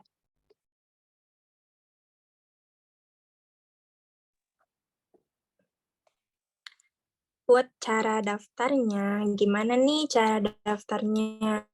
Pendaftaran beasiswa biasanya dibuka pada tanggal 10 Januari sampai 20 Februari untuk YTB, dan untuk TDV tanggal 1 Februari sampai 15 Maret. Tapi ingat itu biasanya, jadi buat yang mau daftar, sering-sering cek webnya aja ya. Terus periksa syarat dan ketentuan universitas dan program studi yang akan dipilih. Dan pastikan bahwa Anda berhak untuk mendaftar program beasiswa dan program studi yang Anda inginkan. Jadi kalian sering lihat syarat-syaratnya. Soalnya kalau misalnya kurang dari syarat, biasanya tuh banyak juga loh anak yang gagal beasiswa gara-gara syarat-syaratnya itu ada yang kurang, walaupun cuma 1 atau 2 gitu. Terus kunjungi sistem pendaftaran program beasiswa dan buat akun pendaftarannya. Ini link untuk YTB sama TDV-nya udah kita cantumin di sini. Nah, nanti kalian buka linknya, dan habis itu di situ tuh kayak ada cara bikin aplikasinya dulu, baru di dalam aplikasinya itu kalian masukin berkasnya. Nah, unggah dokumen sesuai dengan ketentuan dan sertakan bukti prestasi atau kegiatan ekstrakurikuler. Itu yang tadi Kak Rifat udah bilang, sertifikat-sertifikat itu penting banget buat buat TDV sama YTB, soalnya kadang di pengalaman organisasi atau pengalaman-pengalaman yang kalian pernah ikutin tuh dilihat di sertifikat, dan itu kebanyakan yang keterima YTB dan TDV itu yang sertifikatnya berkualitas. Terus buat daftar universitas dan program yang ingin Anda pilih. Bikin dulu nih sebelum kalian milih-milih, sebelum kalian ngisi, kalian tuh mending lihat-lihat dulu universitas sama program studi yang kalian ingin pilih. Soalnya di situ tuh biasanya disuruh ngisi 9 jurusan sama 9 univ. Nah, misalnya kalian udah lihat nih satu univ, pengen misalnya jurusan kedokteran. Nah, kalian misalnya kedokteran di Istanbul University. Kalian milih itu di nomor pertama, dan yang keduanya misalnya mau tetap kedokteran juga, menjadi kedokteran di universitas yang lain, misal kayak gitu. Dan kalau kata aku sih mending kalian udah pas ngisi aplikasi itu kalian tuh udah mateng loh mau jurusan apa sama univnya di mana. Soalnya banyak juga yang keterima beasiswa tapi nggak diambil karena nggak sesuai kemauan mereka loh. Terus tulis sebuah surat pernyataan yang menjelaskan tentang rencana, preferensi, dan ekspektasi. Nah, nanti itu di sono itu kayak ada kalian disuruh nulis, terus itu kayak minimal 500 kata, dan itu berbahasa Inggris. Di dalam aplikasi yang kalian masukin berkas-berkas itu, kalian disuruh nulis ya, rencana, preferensi, sama ekspektasi kalian gitu. Terus kalau udah semuanya diisi, kalian periksa lagi, jangan sampai ada yang ketinggalan. Kemudian tinggal di-apply dan ditunggu deh pengumumannya. Lanjut, Kak Rifat. Gimana sih proses seleksi berlangsung? Kan kalian udah tahu nih tadi caranya tuh kayak gimana gitu ya. Cara-caranya kan tadi udah kita kasih tahu nih beberapa gitu, kayak enggak sih emang itu semua caranya sebenarnya. Kalau kali ini kita bakal ngejelasin gimana sih cara proses seleksinya itu berlangsung. Yang dimaksud adalah ketika kamu sudah keterima tahap 1 YTB. Jadi kalau kita itu YTB itu ada 3 tahap. Yang pertama itu tahap berkas, yang kedua adalah dua tahap, maaf. Yang pertama adalah seleksi berkas, dan jika sudah kalian keterima, maka akan ada seleksi wawancara. Yang pertama adalah periksa syarat dan ketentuan universitas dan program studi yang akan dipilih. Yang dimaksud adalah yang di awal, apakah itu termasuk kita harus menjelaskan kita bisa berbahasa Inggris atau tidak, atau mereka akan bakal langsung minta sertifikat bahasa kita, atau apakah kita punya sertifikat lomba-lomba berprestasi kita gitu, dan semacamnya ya. Yang kedua, dokumen pendaftaran akan dievaluasi oleh penyeleksi berdasarkan kriteria dan syarat pendaftaran pada bulan Mei sampai Maret. Pada bulan Maret sampai Mei, maaf. Jadi buat yang kedua ini, syarat dan ketentuan universitas itu jadi kayak nanti di sekitar bulan Maret sampai Mei itu bakal pengumuman siapa aja yang lolos tahap 1 dan siapa yang bakal lanjut ke tahap 2 alias gitu loh. Dan di sini kalian bakal dievaluasi lagi nih, apa yang kalian cantumin di dokumen itu, di aplikasi itu, bener nggak sih sama apa yang kita lihat nih sebagai penyeleksi gitu. Jadi kayak bakal bener-bener dicek ulang, dicek gitu loh sama penyeleksinya nanti. Yang ketiga adalah, tadi yang ketiga ya. Sekarang kita ke yang keempat. Ya, sekali lagi untuk semua peserta dan panitia minta tolong di-mute arahan dari Ketua Panitia Expo penanggung jawab Zoom ini. Yang terakhir, yang keempat kita adalah penilaian akhir akan dilakukan oleh tim penyeleksi berdasarkan hasil wawancara dan dokumen. Pendaftar yang lolos akan diumumkan pada awal bulan Agustus. Jadi setelah itu semuanya, jika kalian, alhamdulillah takdir kalian datang ke Turki melalui YTB alias Turki Bursary beasiswa ini, kalian akan diumumkan pada bulan Agustus, dan kemungkinan besar terbang adalah di bulan Agustus akhir atau bulan selanjutnya, tentunya setelah kelengkapan berkas kalian, guys. Oke, jadi kurang lebih begitu buat proses seleksinya gitu. Mungkin kita bisa lanjut ke selanjutnya ya, Kak Sakinah. Nah, tadi kan udah dijelasin ya tentang YTB dan TDV. Nah, sekarang ada YOS. YOS itu apa sih, gitu kan? YOS itu kalau di dalam bahasa Turkinya ya Bence Uyruklu Öğrenci Sınavı. YOS ini adalah ujian masuk universitas yang digunakan oleh mahasiswa asing yang pengen belajar di universitas di Turki. Nah, YOS ini adalah pilihan keberapa karena biasanya kita mencoba YTB atau TDV dulu kan. Terus juga kadang ada beberapa dari teman-teman aku dan atau kakak-kakak di sini itu pakainya lewat jalur berkas. Nah, tapi apalagi saat ini itu udah banyak banget beberapa universitas yang emang udah nggak nerima nih buat berkas gitu. Nah, jadi mau nggak mau kita harus masuk dengan ujian YOS. Karena ujian YOS ini ketika kita sudah dapat hasilnya, kita bisa masuk ke univ yang kita mau. Nah, tapi itu juga tergantung nilainya, mencakupi atau enggak gitu. Nah, ujiannya ini apa aja sih? Dalamnya tuh ada matematika sama logika, kayak yang di UTBK atau di SBMPTN, kayak gitu. Nah, buat tanggal YOS-nya itu tergantung univnya, tergantung masing-masing univ yang bakal ngadainnya, kayak gitu. Oke, selanjutnya bakal dijelasin sama Kak Tabita.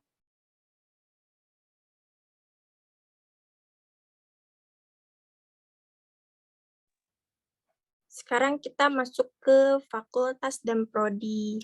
Mungkin bisa di next aja buat slide selanjutnya. Nah, ini salah satu contoh biaya di universitas apa, Kak Rifat? Tepatnya di Eskişehir Universitesi, di Osman Gazi Universitesi ya, di Eskişehir. Nah, ini ada harga-harganya per jurusan ya. Tapi itu buat kisaran setahun. Jadi kalau misalnya kalian bayarnya per semester, dibagi 2 ya, guys. Terus, kalau untuk pembayaran kayak gini, tergantung kota juga. Kalau misalnya di kota besar, emang bakal lebih mahal daripada ini. Eskişehir itu termasuk kota kecil atau besar ya? Eskişehir itu sekarang udah Büyükşehir sih udah termasuk. Tapi emang rata-rata buat kampus itu rata-rata masih segini untuk kampus negeri ya, yang masih di bawah naungan pemerintah. Beda lagi kalau swasta. Iya, soalnya ini sama sih kisarannya sama di kampus aku. Soalnya kampus aku kan kampus di kota kecil ya. Jadi masih murah semesternya jurusan aku cuma 3,5 juta doang. Terus, tapi kalau misalnya kayak di kampusnya, ada tuh salah satu teman kita, Ankara University. Dia itu kisarannya udah hampir puluhan ribu semua gitu. Jadi kayak 10, 20, 30, dan bisa ke atas-atas. Karena itu emang di kota besar dan emang kampusnya juga berkualitas. Ya, udah. Next. Oke. Jadi setelah buat semua yang tadi kita omongin, kita bertiga omongin, apa aja sih kayak tadi itu kayak apa aja sih Turki itu apa gitu, terus kayak cara-caranya, ada beasiswanya apa aja. Kali ini sebenarnya kita mau ngasih sedikit tips and trick buat kalian. Ya sebenarnya ini umum sebenarnya buat untuk kalian yang mau ke sekolah manapun sebenarnya kayak gini sama aja. Cuma kalau buat kita adalah ini yang benar-benar kayak paling benar sih gitu. Yang pertama ya jelas niat. Kenapa yang pertama niat? Jelas. Kalian niatkan ini kepada diri kalian sendiri. Bukan begitu, teman-teman? Karena yang namanya niat itu kayak benar-benar fondasi kita, dan kita nggak bisa dapat dari siapapun itu, mau itu dari orang tua, bahkan sampai sekelas doi gitu. Ini niat itu benar-benar yang dari kita sendiri. Kalau kita yakin, kita bakal ngelakuin gitu. Apalagi kalau kalian bakal nyusul kita ke sini, ke Turki, itu benar-benar kayak kalian bakal melewatkan penerbangan 12 jam tanpa transit, dan bisa jadi 18 jam dengan transit, dan itu emang nggak sebentar gitu. Itu hanya buat sekolah, bayangin. Itu benar-benar niat yang sangat kuat ya guys ya. Jadi ini yang benar-benar saya sarankan. Yang pertama adalah yakinkan diri kamu dulu sebelum kamu mengambil keputusan gitu. Yang kedua adalah observasi. Kenapa di sini tertulis observasi? Jelas, setelah kita yakin, setelah kita tahu kita mau kemana, kita harus mengenal dulu, apa sih kita mau ke tempat kayak apa sih, apa aja sih yang harus kita perluin gitu. Sebenarnya kayak dari awal tuh kita udah ngejelasin, tinggal kalian lebih mengenal lagi. Kenapa di sini tertulis observasi? agar kalian lebih ingin tahu daripada kita menjelaskan seperti ini gitu. Kenapa begitu? Karena kalian tahu, kalau di Turki itu benar-benar kita harus full persiapan. Kenapa? Musim dingin di sini benar-benar dingin, dan emang kita butuh yang namanya sarung tangan, bahkan sampai laki-laki pun dengan yang namanya lip balm. Itu benar-benar terbiasa karena saking dinginnya cuaca yang menyebabkan bibir kita pecah-pecah gitu. Bahkan sampai ada yang daerah di Turki itu dia itu sampai minus 14 derajat, dan itu kalau kalian nggak pakai penutup kuping, kuping kalian bisa lecet-lecet, retak-retak dengan sekali sentuh gitu. Nah, dan apalagi observasi yang harus kalian lakukan adalah kalian harus bertanya sebenarnya, kayak orang Turki tuh kayak gimana gitu. Terus di Turki tuh kalau misalnya kita nggak punya uang gimana? Kita narik uang dari rupiahnya gimana, Bang? Kita ngambil uangnya itu gimana, Kak? Apa kita ke ATM atau emang ada lembaga khusus yang bisa menukarkan mata uang kita ke mata uang mereka? Itu fungsinya kalian observasi, dan itu harus kalian lakukan dengan diri kalian sendiri. Kalian boleh bertanya ke antara kita atau senior-senior kalian yang lainnya yang sekolah di Turki. Yang ketiga adalah preparing. Kenapa preparing? Setelah kalian tahu apa yang akan kalian tuju, pastinya kalian bakal menyiapkan apa yang kalian perlukan, bukan begitu? Termasuk kalau musim dingin berarti kita butuh jaket tebal, berarti kita butuh sarung tangan, berarti kita butuh penutup kuping, bahkan kita butuh kupluk dan semacamnya gitu. Yang kedua adalah preparing tentang gimana cara masuk kampus. Ya, tadi udah dijelaskan apa aja berkas yang kita butuhkan dan apa aja sih yang emang bener-bener kita kayak benar-benar penting banget nih buat ke depan, kayak paspor, bahkan sampai ke pengurusan visa, penerbangan paling worth it atau paling murah untuk datang ke Turki, ataupun kayak semacam hal-hal sepele kayak sepatu di sana perlu apa, kayak sepatu di sana harganya berapa, atau beberapa fashion lainnya yang pengen kalian tahu. Itu benar-benar persiapan sih menurut Ane. Yang terakhir adalah lakoni. Kalau bahasa Jawanya itu lakoni, kalau ke bahasa Indonesianya itu ya jalanin aja. Yang namanya kalian udah memilih, pasti bakal ada fase di mana yang namanya kalian ngejalanin. Bukan begitu, kayak pasti kayak tipis-tipis kayak kalian bakal goyah, apalagi di luar negeri makanannya beda, rasa-rasa makanannya itu kayak kita makan yogurt, ya gimana sih rasanya, kayak ya bakal beda banget gitu. Yang jelas kita lakonin, kita harus ikhlas dengan niat kita di awal, dan kita yakin diri kita, aku udah memutuskan buat kuliah ke luar negeri, dan aku harus menjalani apa aja yang bakal terjadi. Bukan begitu. Oke, mungkin kita buat tips and trick cukup ya buat sampai di sini. Mungkin kalau ada yang pengen nanya-nanya, nanti di akhir bakal ada sharing session dan bakal ada video tentang makanan apa aja di Turki. Bisa kita lanjut ke operator?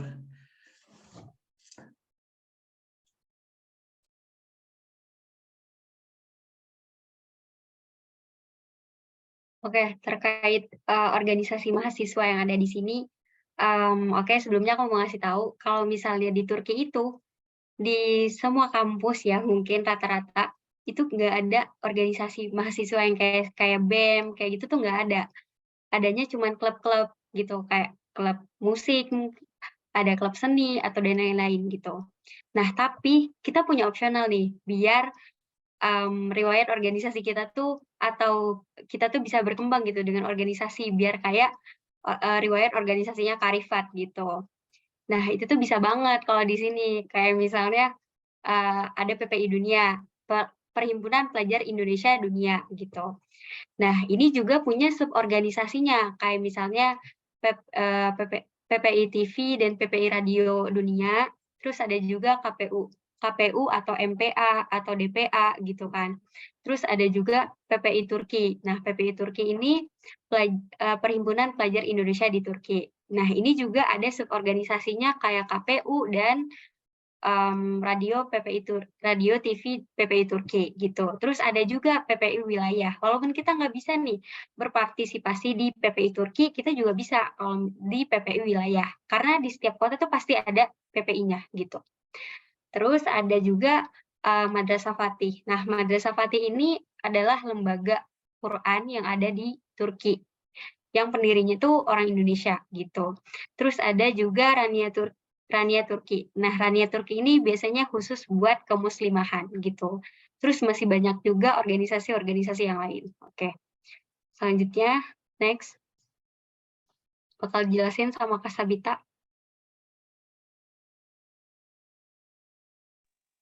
Sekarang kita bakal kampus tour. Nah, ini salah satu kampus yang di Istanbul ya, Istanbul University. Katanya sih UI-nya Turki, Universitas Istanbul. Nah, kalian yang nggak keterima ke UI, mau ke UI, kesini aja, ke Turki. Ini salah satu bangunan tertua, kampus tertua dan terbanyak minatnya. Teman kita juga ada salah satunya yang di sini. Ya, Kak siapa deh namanya? Kak Hauna ya? Iya, Kak Hauna. Ya, next.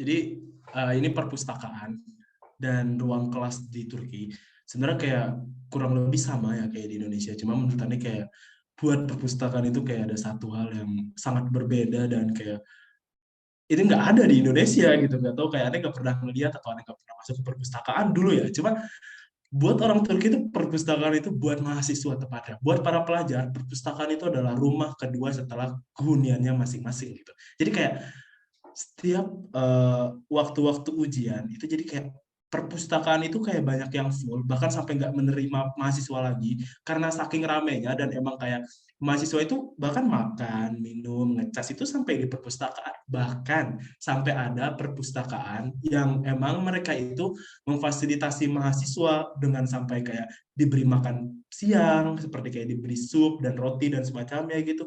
Emang kayak perpustakaan di sini tuh kayak emang mulia gitu menurut Ane. Jadi kayak nggak cuma buat foto-foto aja atau cuma kayak buat tidur atau apa gitu atau cuman kayak perpusdet gitu kan ya. Di sini mah bener-bener fungsi perpustakaan sebenarnya sih menurut Ane gitu.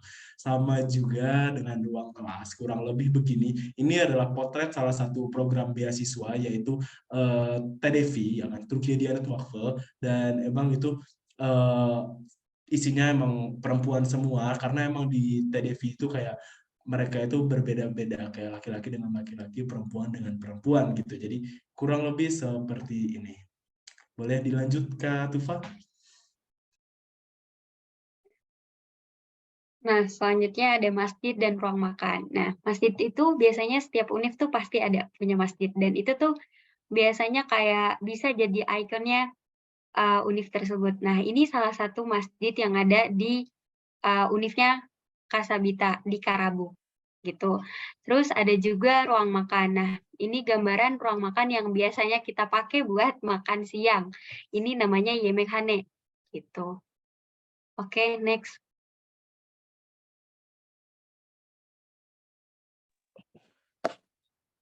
Nah, ini lab sains sama lab komputer. Gimana jelasinnya guys? Lab sains biasanya buat anak-anak yang jurusan kesehatan aja, kayak jurusan aku ada ke lab sains, terus ada jurusan apa ya, kedokteran, terus biologi, yang kayak gitulah pokoknya kayak di Indo aja sih sama. Terus lab komputer, ini penampakan lab komputer biasanya di beberapa kampus di Turki. Semakin bagus kampusnya, semakin bagus juga lab komputernya. Tergantung universitas masing-masing. Ya paling anak teknik yang suka ke lab komputer sama anak arsitek yang kayak gitu. Next. Oh iya, sebelumnya kita punya satu video lagi tentang apa sih makanan Turki yang tadi dibilang itu kayak kurang enak atau kayak hambar rasanya gitu. Jadi ada teman kita yang emang dia bikin video tentang beberapa makanan Turki. Ya, bakalan lah. Maaf, kita bisa lihat bareng-bareng nanti ya. Mohon maaf. Mungkin dari teman-teman kali ini bisa dimulai. Suaranya mohon Kak. Hai guys. Kita mau nyobain beberapa makanan Turki nih. Mari kita coba. Pertama ada doner. Doner ini kayak semacam kebab gitu. Di dalamnya ada kentang, ayam, sayuran. Ada mayonesnya juga. Nah, ini aku cobain. Kalau menurut aku sih enak ya. Jadi yang pasti 8/10. Ya, kita simit dulu ya. Ini kita coba beberapa makanannya nih guys. Ini ada goreng. Ini kita nyobain goreng kentang sama goreng keju. Dia kayak martabak gitu guys. Ini aku nyobain dan rasanya enak. Terus lanjut ada trilege. Ini tuh kayak dessert gitu. Di atasnya ada krim karamelnya. Nah ini temen aku tuh nyobain, kalian bisa lihat ya temen aku kayak bisa lihat perlahan dia nyobain dan wah ini dia sampai kasih jempol. Habis itu kita ke Karadenis. Sini kita nyobain ada lahmacun sama pide. Ini lahmacun, kita bisa lihat dia kayak ada daging-dagingnya gitu di atas. Terus dia ada sayurnya juga. Kita makannya sayurnya dimasukin ke dalam terus digulung deh. Nanti kita makan. Menurut aku ini enak sih guys. Aku kasih saya 8/10. Oke. Selanjutnya ini ada pide. Nah, pide ini kayak pizza kecil-kecilan gitu lah. Nah, ini kita coba makan ya. Dia tinggal diambil, boleh ditambahin cabai atau apapun. Nah, kalau dari aku, selanjutnya kita ke Apisolo. Dia kayak tempat dessert gitu guys. Ini kita cobain menunya. Nah, pertama kita cobain baklava. Ini baklava coklat ya guys. Ini enak banget. Dalamnya lumer gitu. Nah, ini aku mau cobain. Tinggal kalian potong aja. Terus makan deh. Dia kalau dari aku sampai goyang-goyang. Terus dia adalah tokmo kayak manisan. Di luarnya ada diluburi gula cair gitu. Ini aku makan sedikit aja. Aku kasih rating 8/10. Segitu dulu dari kita guys. Bye.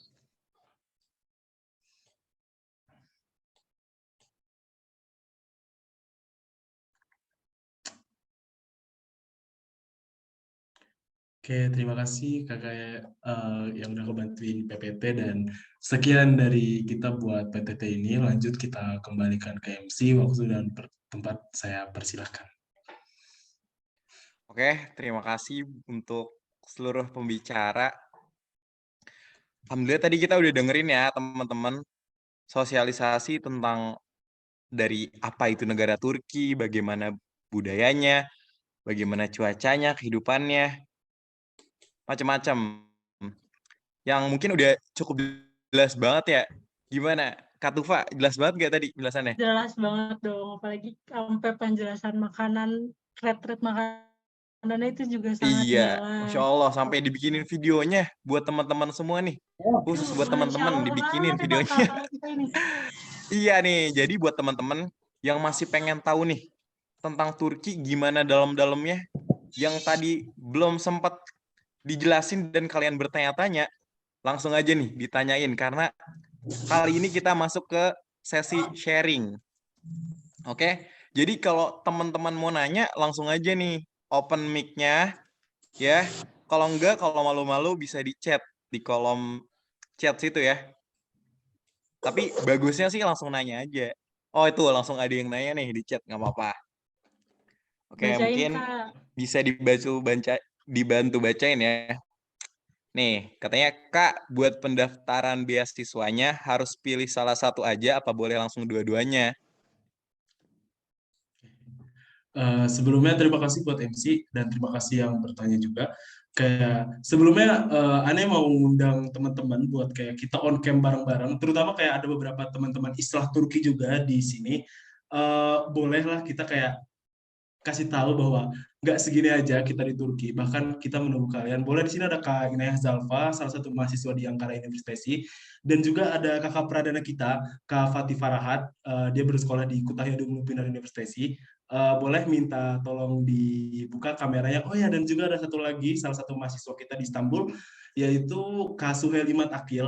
Boleh banget kalau kalian menemani kita di sini, dan juga untuk para teman-teman di sini yang emang boleh banget sih sebenarnya buat kita kalau kalian itu bertanya langsung menggunakan suara, dan juga kalau kalian sambil open cam gitu tuh kayak kita sangat merasa dihormati dengan kehadiran kalian di sini tepatnya. Boleh buat teman-teman kakak-kakak Islah 24 boleh ya guys on cam ya guys ya, dan yang lainnya pun juga boleh banget buat on cam sebelum kita menjawab pertanyaannya.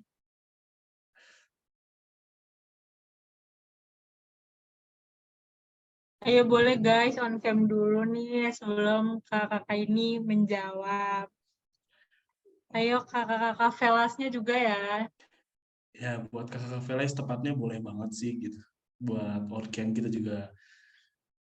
Salma, oh ada Kak Salma juga, oh ya ada Kak Salma juga, salah satu orang yang emang dia tadi yang ada di video apa menjelaskan makanan, boleh banget untuk on cam kakak-kakak, gak usah malu-malu bahwa kita adalah saudara dan kita sama-sama berjuang buat hidup kita ya. Teman-teman Camaba juga boleh banget. Buat Kak, boleh untuk on cam ya.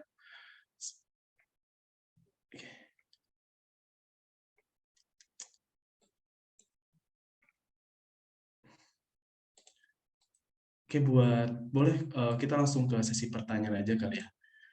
Gitu ya. Kak Salma, Kak Zalfa, nggak usah malu-malu, bolehlah. Oke, mungkin boleh minta tolong langsung dibacakan pertanyaannya Kak Umar Arbi. Oke, bismillah nih. Karena dari tadi belum ada yang raise hand atau open mic ya. Tapi di chat udah banyak nih, Kak. Iya, Oke, kalau langsung di chat dibacain banyak. aja ya. Dari mana ya? Nih, dari Camaba_Zeko. Kak, buat pendaftaran beasiswanya harus pilih salah satu aja, apa boleh langsung dua-duanya? Kak Kina, boleh minta tolong dijawab. Oke. Kalau buat itu, setahu aku boleh ya. Bisa pilih dua-duanya. Tapi, sebentar. Boleh bantu juga Kak Rifat? Oh iya. Boleh, setahu aku buat boleh. Soalnya emang itu apa, biasanya daftar dua-duanya sih orang-orang yang mau ke Turki itu. Mencoba, itu tidak ada salahnya guys. Biasanya pada daftar dua-duanya gitu. Karena kan dua-duanya beda ya. Jadi mungkin nggak ada masalah kalau misalnya dicoba buat dua-duanya gitu. Oke, terjawab dengan siapa tadi? Camaba_Zeko ya? Iya, Kamar ya? Camaba_Zeko. Ya, Iya, Camaba_Zeko. bisa tuh apakah dua-duanya cukup? buat pejuang beasiswa, langsung aja dua-duanya daftarin. Ya, Ya. bisa langsung.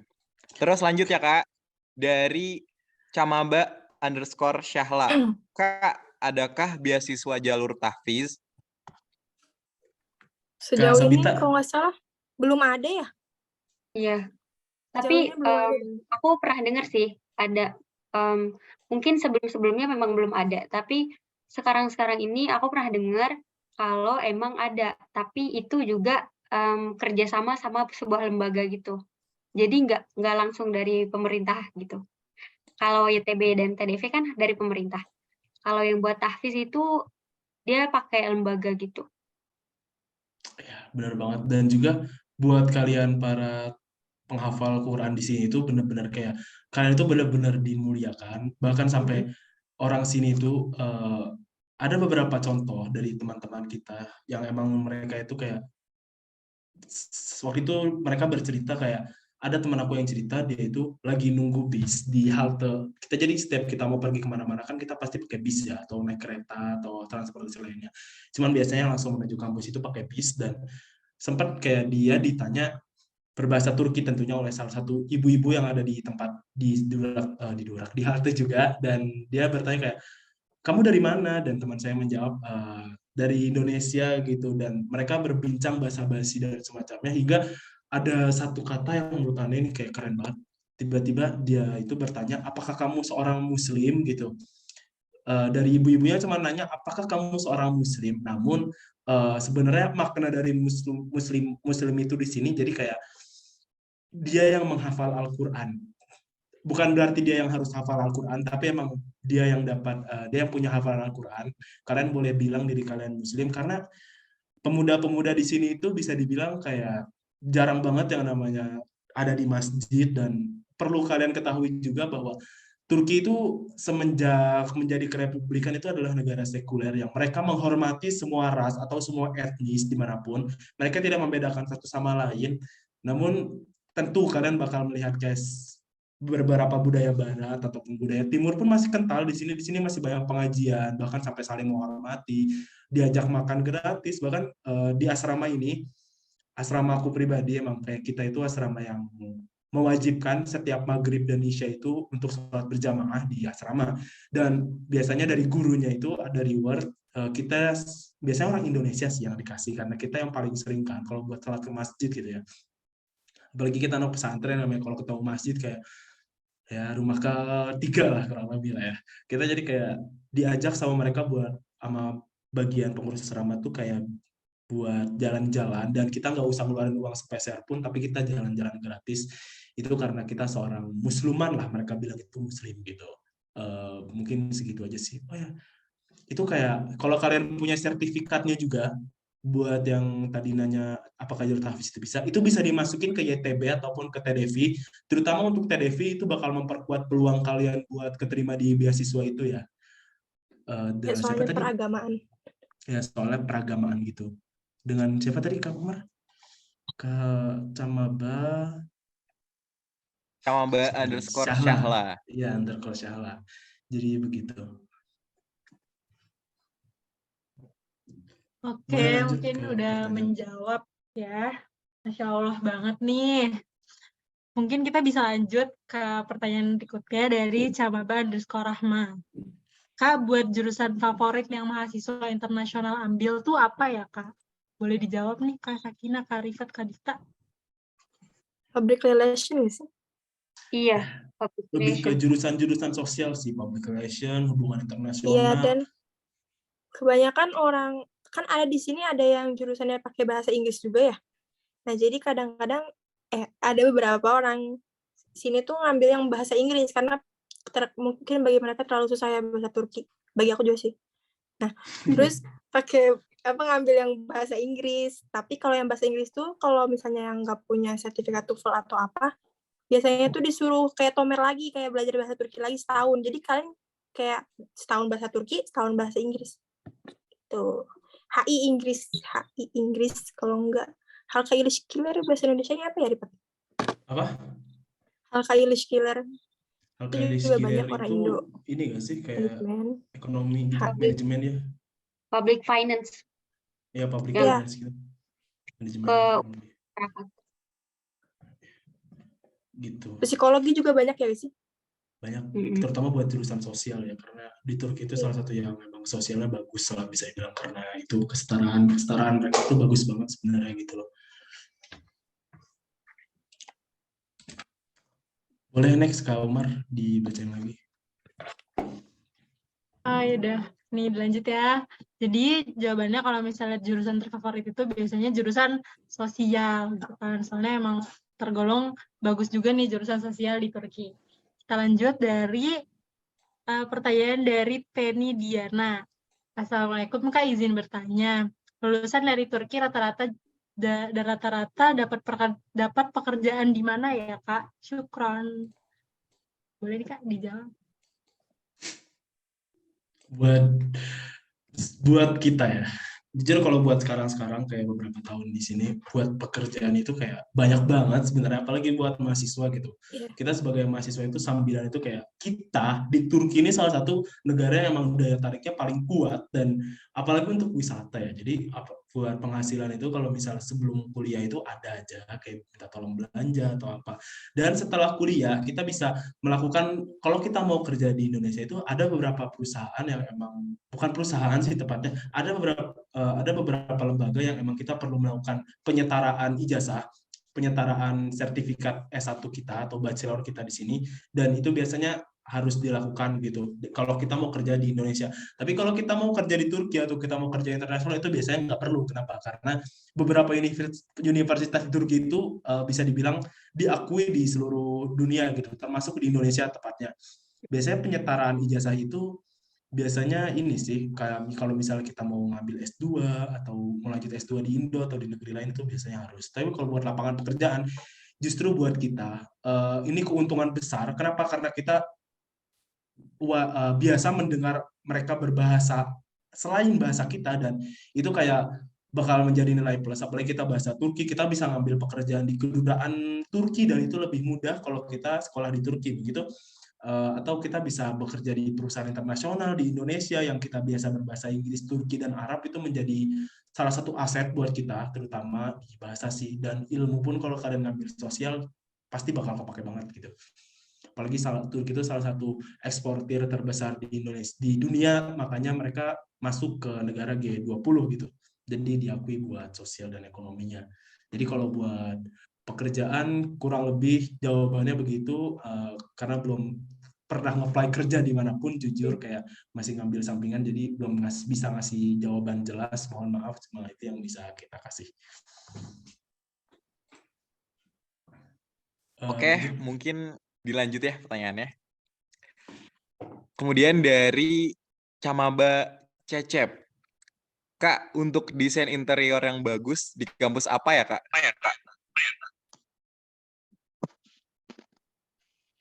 Aku kurang tahu sih.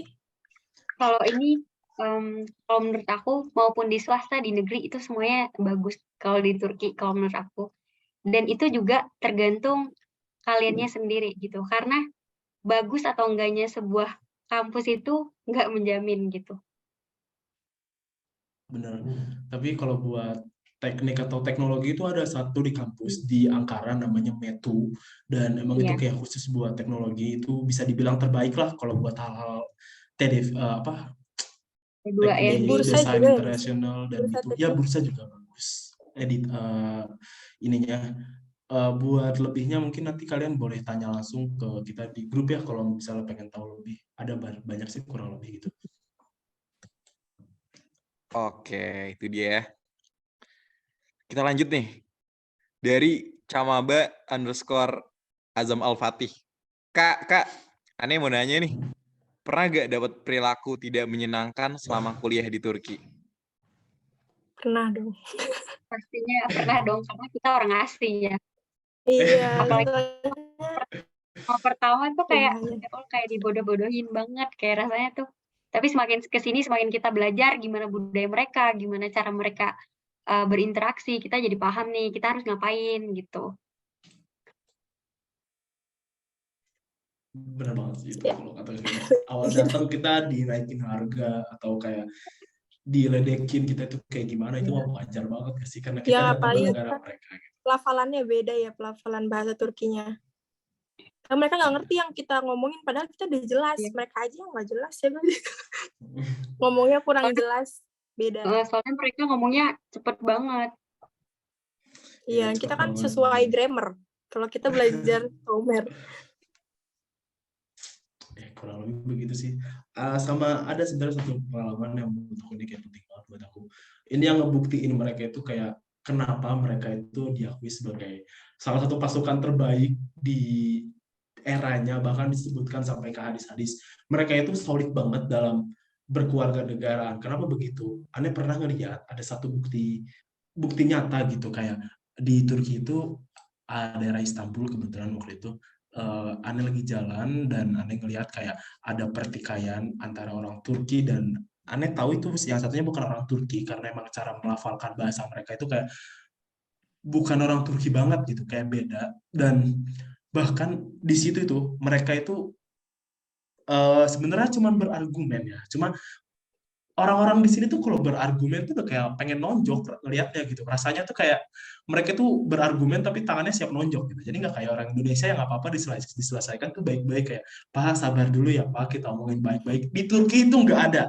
Di Turki itu nggak ada. Di Turki itu semua serba teriak dan serba pokoknya emang karena otak mereka keras kepala itu sampai ada nih kemungkinan besar mereka itu orang-orang Arab, orang-orang daerah Arab gitu, dan mereka itu sampai orang Turki itu sampai ngerumpulin mereka, saking mereka mau ngejaga kayak yang namanya persaudaraan mereka itu udah emang itu bukti nyata banget gitu. Kayak orang Turki itu solid banget.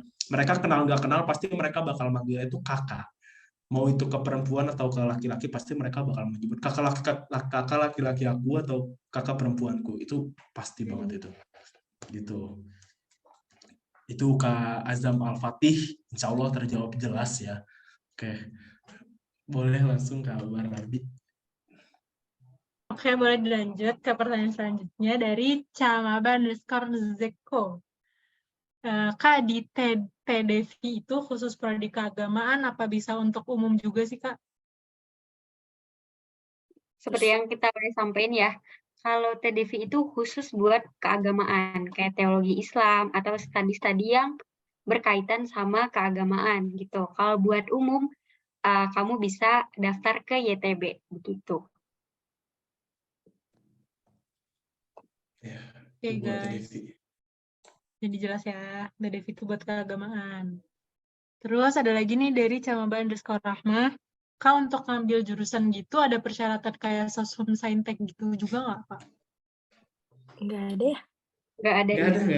Nggak ada, Ada itu soalnya jurusan Karena aku juga ada sainteknya, ada soshumnya, ada pelajaran sosio, ada pelajaran anatominya juga. Jadi emang karsek ya, nyampur. jadi Iya, nggak dibatasi. Aku juga punya teman yang tadinya IPS tapi sekarang jadi anak teknik gitu. Gak jauh-jauh, aneh dulu Iya, PK di SMA, banyak sih yang di kayak MA, gitu. aneh PK, dan aneh ngambil internasional, bukan internasional, itu menyimpang jauh banget kan ke IPS. Itu nggak perlu sih, kayak beda lah mereka, yang penting kita lulus ujian mereka dan kita masuk. Ntar itu, yang di Indo udah tinggal aja gitu, bakal beda lagi kalau kalian nyampe ke sini.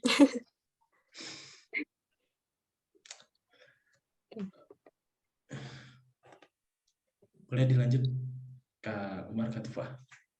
Oke, gimana nih teman-teman? Ada yang mau ditanyain lagi nggak? Oke, ada lagi nih. Dari Camaba_Tommy. Kak, pengen tahu nih kondisi politik ekonomi terkini di Turki. Jadi gimana, siapa yang mau jawab, kakak-kakak? Kak Rifat boleh jawab?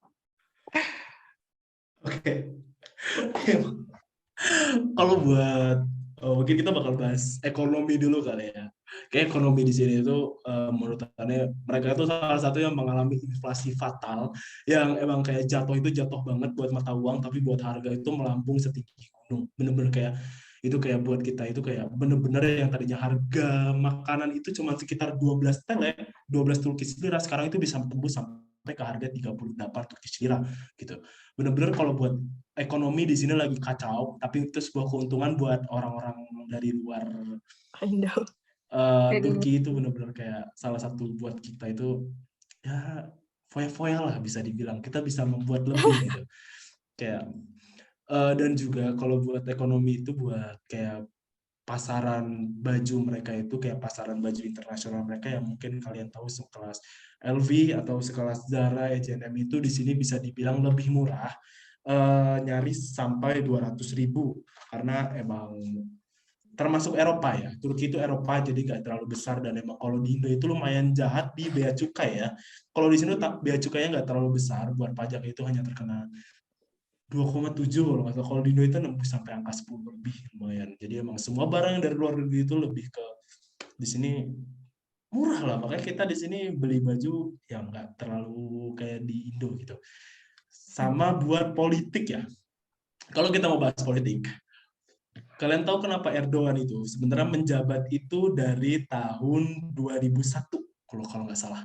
Dan sekarang udah 2022. Bayangkan udah 21 tahun lebih dia menjabat, dan kemungkinan besar bakal lanjut menjabat ke periode selanjutnya. Nah, itu ada permainan politiknya sebenarnya di situ dari awal ya. Entah kenapa yang harusnya ke Republikan itu hanya masa jabatan presiden itu di mana-mana untuk negara republik hanya dua periode ya, 10 tahun. Namun untuk Erdogan itu bisa sampai menembus 20 tahun ya. Ini adalah termasuk permainan Erdogan sebenarnya kayak mohon maaf sebelumnya, mungkin saya nggak bisa nyebut nama langsung karena di sini di Turki itu politik itu termasuk trust isu yang nggak boleh kita sebut, mohon maaf. Jadi kayak para presiden di sini itu, presiden sekarang di sini itu kayak lebih ke mereka memainkan peran sebagai orang muslim karena emang ada beberapa tahapan yang menurut presiden dan warga muslim di sini itu, presiden yang sekarang ini lebih menjunjung yang namanya keislaman nggak bahasa Turki kan ya, keislaman nggak bahasa Turki kan ya, keislaman gitu. Keislaman, jadi kayak termasuk Masjid Hagia Sophia yang sebelumnya itu dijadikan gereja lalu dialihkan menjadi museum yang baru tahun 2006 ini, 2018 atau 2016 ya, kurang lebih sekitar tahun 2018 ya. Iya. Ya, tahun 2018 itu kembali dioperasikan menjadi masjid, dan itu pertama kalinya takbir berkumandang lagi di daerah Komplek Hagia Sophia yang sebelumnya hanya dijadikan sebagai museum dan perpustakaan gitu. Jadi untuk politik sebenarnya panjang banget, cuman di sini tuh politik kayak agak trust issue ya, mungkin kita nanti ya agak sensitif sebenarnya buat politik dan juga umur sebenarnya sama aja gitu kayak makanya nggak bisa lebih banyak karena ada beberapa istilah kepolitikan kita yang sama dengan bahasa mereka. Kurang lebih untuk _Tommy cuma segitu aja yang bisa saya kasih tahu ya. Oke, bisa lanjut ke Kak Umar Arbi atau Kak Tufan. Oke, mungkin gitu ya jawabannya buat _Tommy. Oke, karena waktu kita yang semakin larut nih, mungkin satu pertanyaan lagi kali kayak untuk boleh, menutup.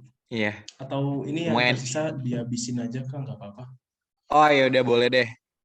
Sampai Cama Cecep ya udah ya. Segitu dulu. Ya, untuk Cama Cecep. Oke nih. Izin dari Camaba_Haidar. Izin bertanya Kak, dari tadi Kakak kan menjelaskan tentang beasiswa yang bisa kita ambil di Turki ya kan? Dan semisal nggak keterima, cuma kita tertarik belajar di Turki dan kita ambil mandiri di Turki. Apakah Kakak menganjurkannya atau lebih baik ambil di Indo meskipun mandiri? Dan untuk biaya di Turki jalur mandiri bagaimana ya Kak? Sempat dengar juga untuk mandiri menggunakan agen. Bisa minta tolong jelaskan Kak? Kak Kinah, mungkin ini ranahnya Kak Kinah. Jadi sebenarnya bisa banget kalau buat mandiri. Ada yang lewat agen atau lembaga atau juga yang benar-benar mandiri. Nah, tapi kalau buat mandiri, aku belum tahu nih jalurnya gimana. Karena emang buat mandiri itu mungkin sedikit susah gitu. Kalau mau benar-benar mandiri, aku menyarankan buat kalian langsung kontak PPI Turki atau PPI wilayahnya gitu. Habis itu nanti dibantu sama kakak. Iya, bisa kita bantu juga. Habis itu ada agen. Nah, mandiri dengan agen nih gimana? Jadi kalau mandiri dengan agen ini kita tinggal ngasih semua berkas kita ke mereka gitu. Nanti mereka yang mengurus. Nah, terus nanti mereka juga yang kayak menyalurkan gitu ke univnya gitu. Nah, tapi kenapa di sini kita nggak ngejelasin agen? Karena menurut kita ini karena kita tuh nggak bisa merekomendasikan yang benar-benar gitu. Jadi kalau mau bertanya tentang agen, kalian boleh banget PC kita masing-masing gitu. Ada tambahan Kak Rifat dan Kak Sabita? Dari aku cukup sih. Ya udah gitu aja. Iya. Oke, semoga menjawab ya. Oke, kita lanjut ke pertanyaan terakhir. Ini dari Camaba_Cecep. Kak, untuk ngurus visa di Turki itu gampang nggak sih, Kak? Di Indonya lumayan susah ya, gak sih? Di Indo. Ya, mungkin kalau yang punya kenalan bisa. Kemarin Ane sempat pulang dan Ane kan perlu visa baru untuk datang ke sini dan itu emang lumayan lama prosesnya kalau misalnya kalian tidak terdaftar untuk keperluan yang jelas gitu. Kalau kita sebagai pelajar kita tinggal ngajuin, jadi yang ada yang namanya surat keterangan pelajar ya, surat keterangan pelajar di Universitas Turki dan kita meliputi itu. Jadi kalau kita mau bikin visa kita masukin itu ke situ, kita print dan kita masukin dan itu insya Allah seminggu atau 2 minggu paling lama jadi gitu. Jadi kalau saran Ane buat nanti kalian yang keterima, kalian bisa mengajukan visa dulu, habis itu kalian boleh pesan tiket pesawat 2 minggu atau 3 minggu setelahnya untuk mencari aman gitu. Karena untuk ngurus visa, kecuali kalau ngurus visa di Turki. Kalau visa di Turki nanti kita beda lagi, kita nggak pakai visa, tapi kita kayak dikasih izin tinggal semacam KTP di Turki yang biasa kita bilang kimlik atau ikamet. Dan itu kayak menjelaskan bahwa kita itu pelajar di situ gitu. Jadi nggak pakai visa kayak paspor. Jadi paspor itu nggak harus kita bawa kemana-mana. Ada semacam KTP-nya gitu guys. Gitu untuk Camaba_Cecep ya. Oke, mungkin pertanyaan dari Camaba_Cecep itu udah bisa menutup nih, Kak. Udah bisa menutup soskam kita malam ini. Alhamdulillah banget, Masya Allah banget nih dari penjelasan Kak Sakina, Kak Rifat, dan Kak Sabita. Diingetin lagi buat para Camaba ini untuk isi absen ya guys. Nah, absennya udah dikirim tuh di kolom chat ya guys. itu di absen.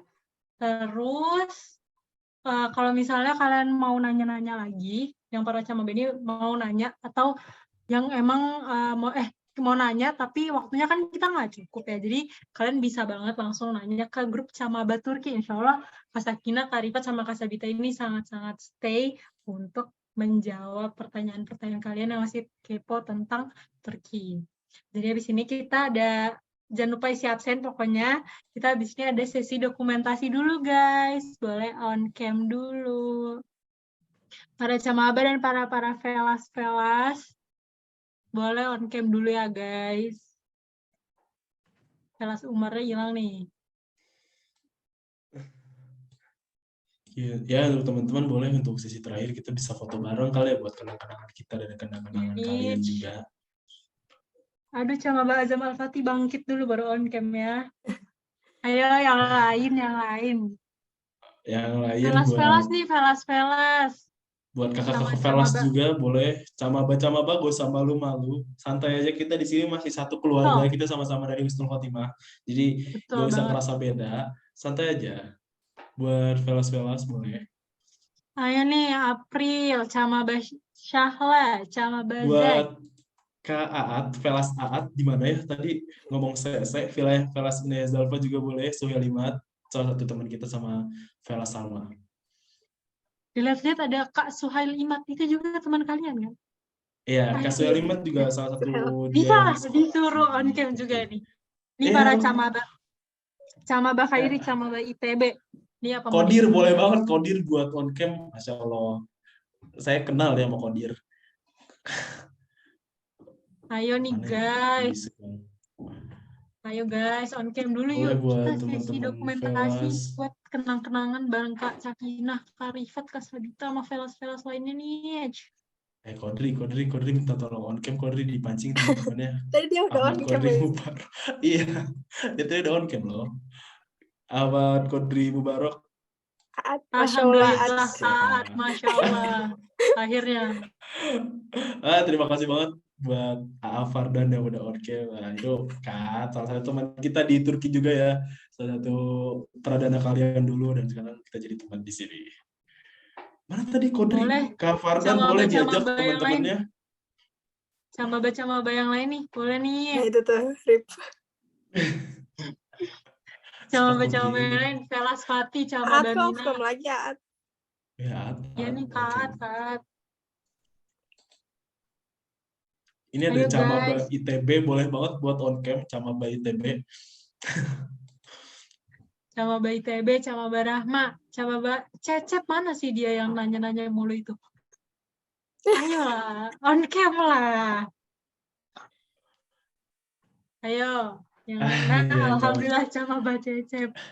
Ayo bisa yang lain juga ya, Camaba Haidar, Velas Umar. Ayo, alhamdulillah Velas Umar Arbi sudah kembali.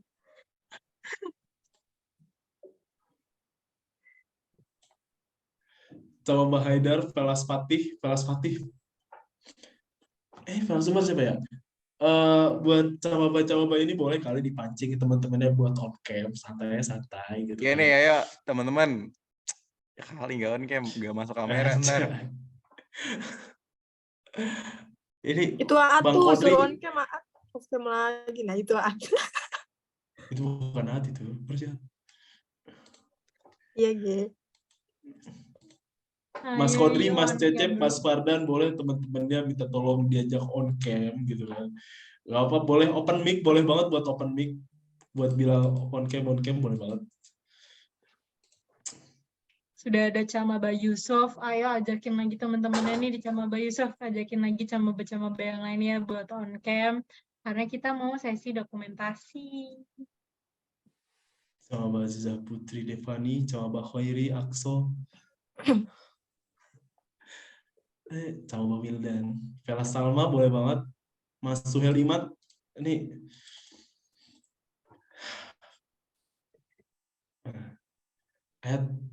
lagi di mobil Kak, gelap. Nggak apa-apa banget sih sebenarnya. Nggak apa-apa ya. Buat kakak Velas yang nanti dokumentasi ini, yang nge-SS, Udah standby kan ya? Velastorik kan ada 3. Velastorik Asadi. Ada nggak nih? Oh, itu Fatih Torik Asadi kan? Udah siap belum? Oke, tuh ada. Ayo nih, udah siap belum? Pada?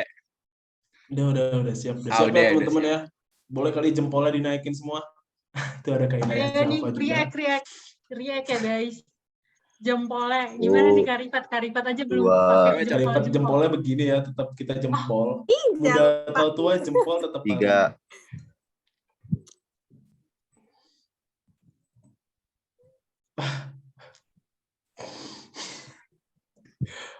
Buat Kak Nandem, Kak Jalpa, jempolnya di mana? Itu ada beberapa teman kita Oh, ya. ih. Ini juga dari kampus-kampus di Turki, boleh banget buat kalian nanya-nanya.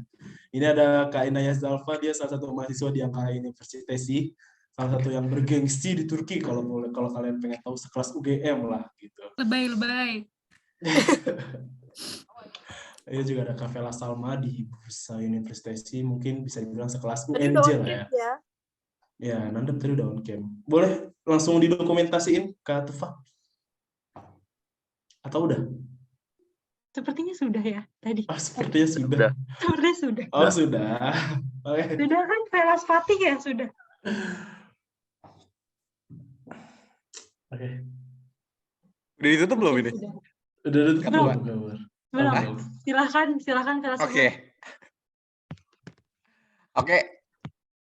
Sebelumnya terima kasih untuk para pembicara yang udah memberikan waktunya untuk sosialisasi dan sharing bersama teman-teman semuanya. Semoga dimudahkan dan berkah semua urusannya dalam perkuliahannya di Turki. Amin.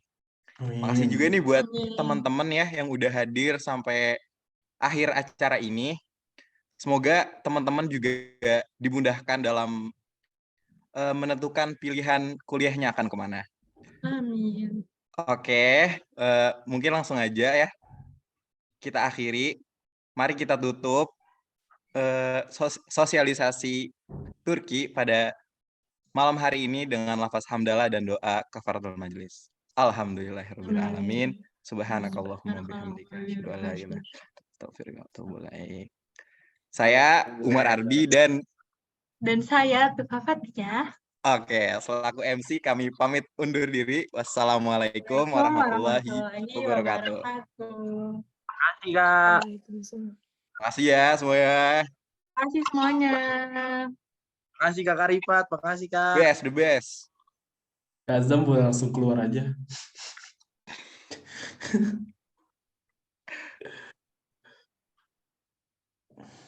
Sumpah Nandem lu dari tadi harus on cam dong.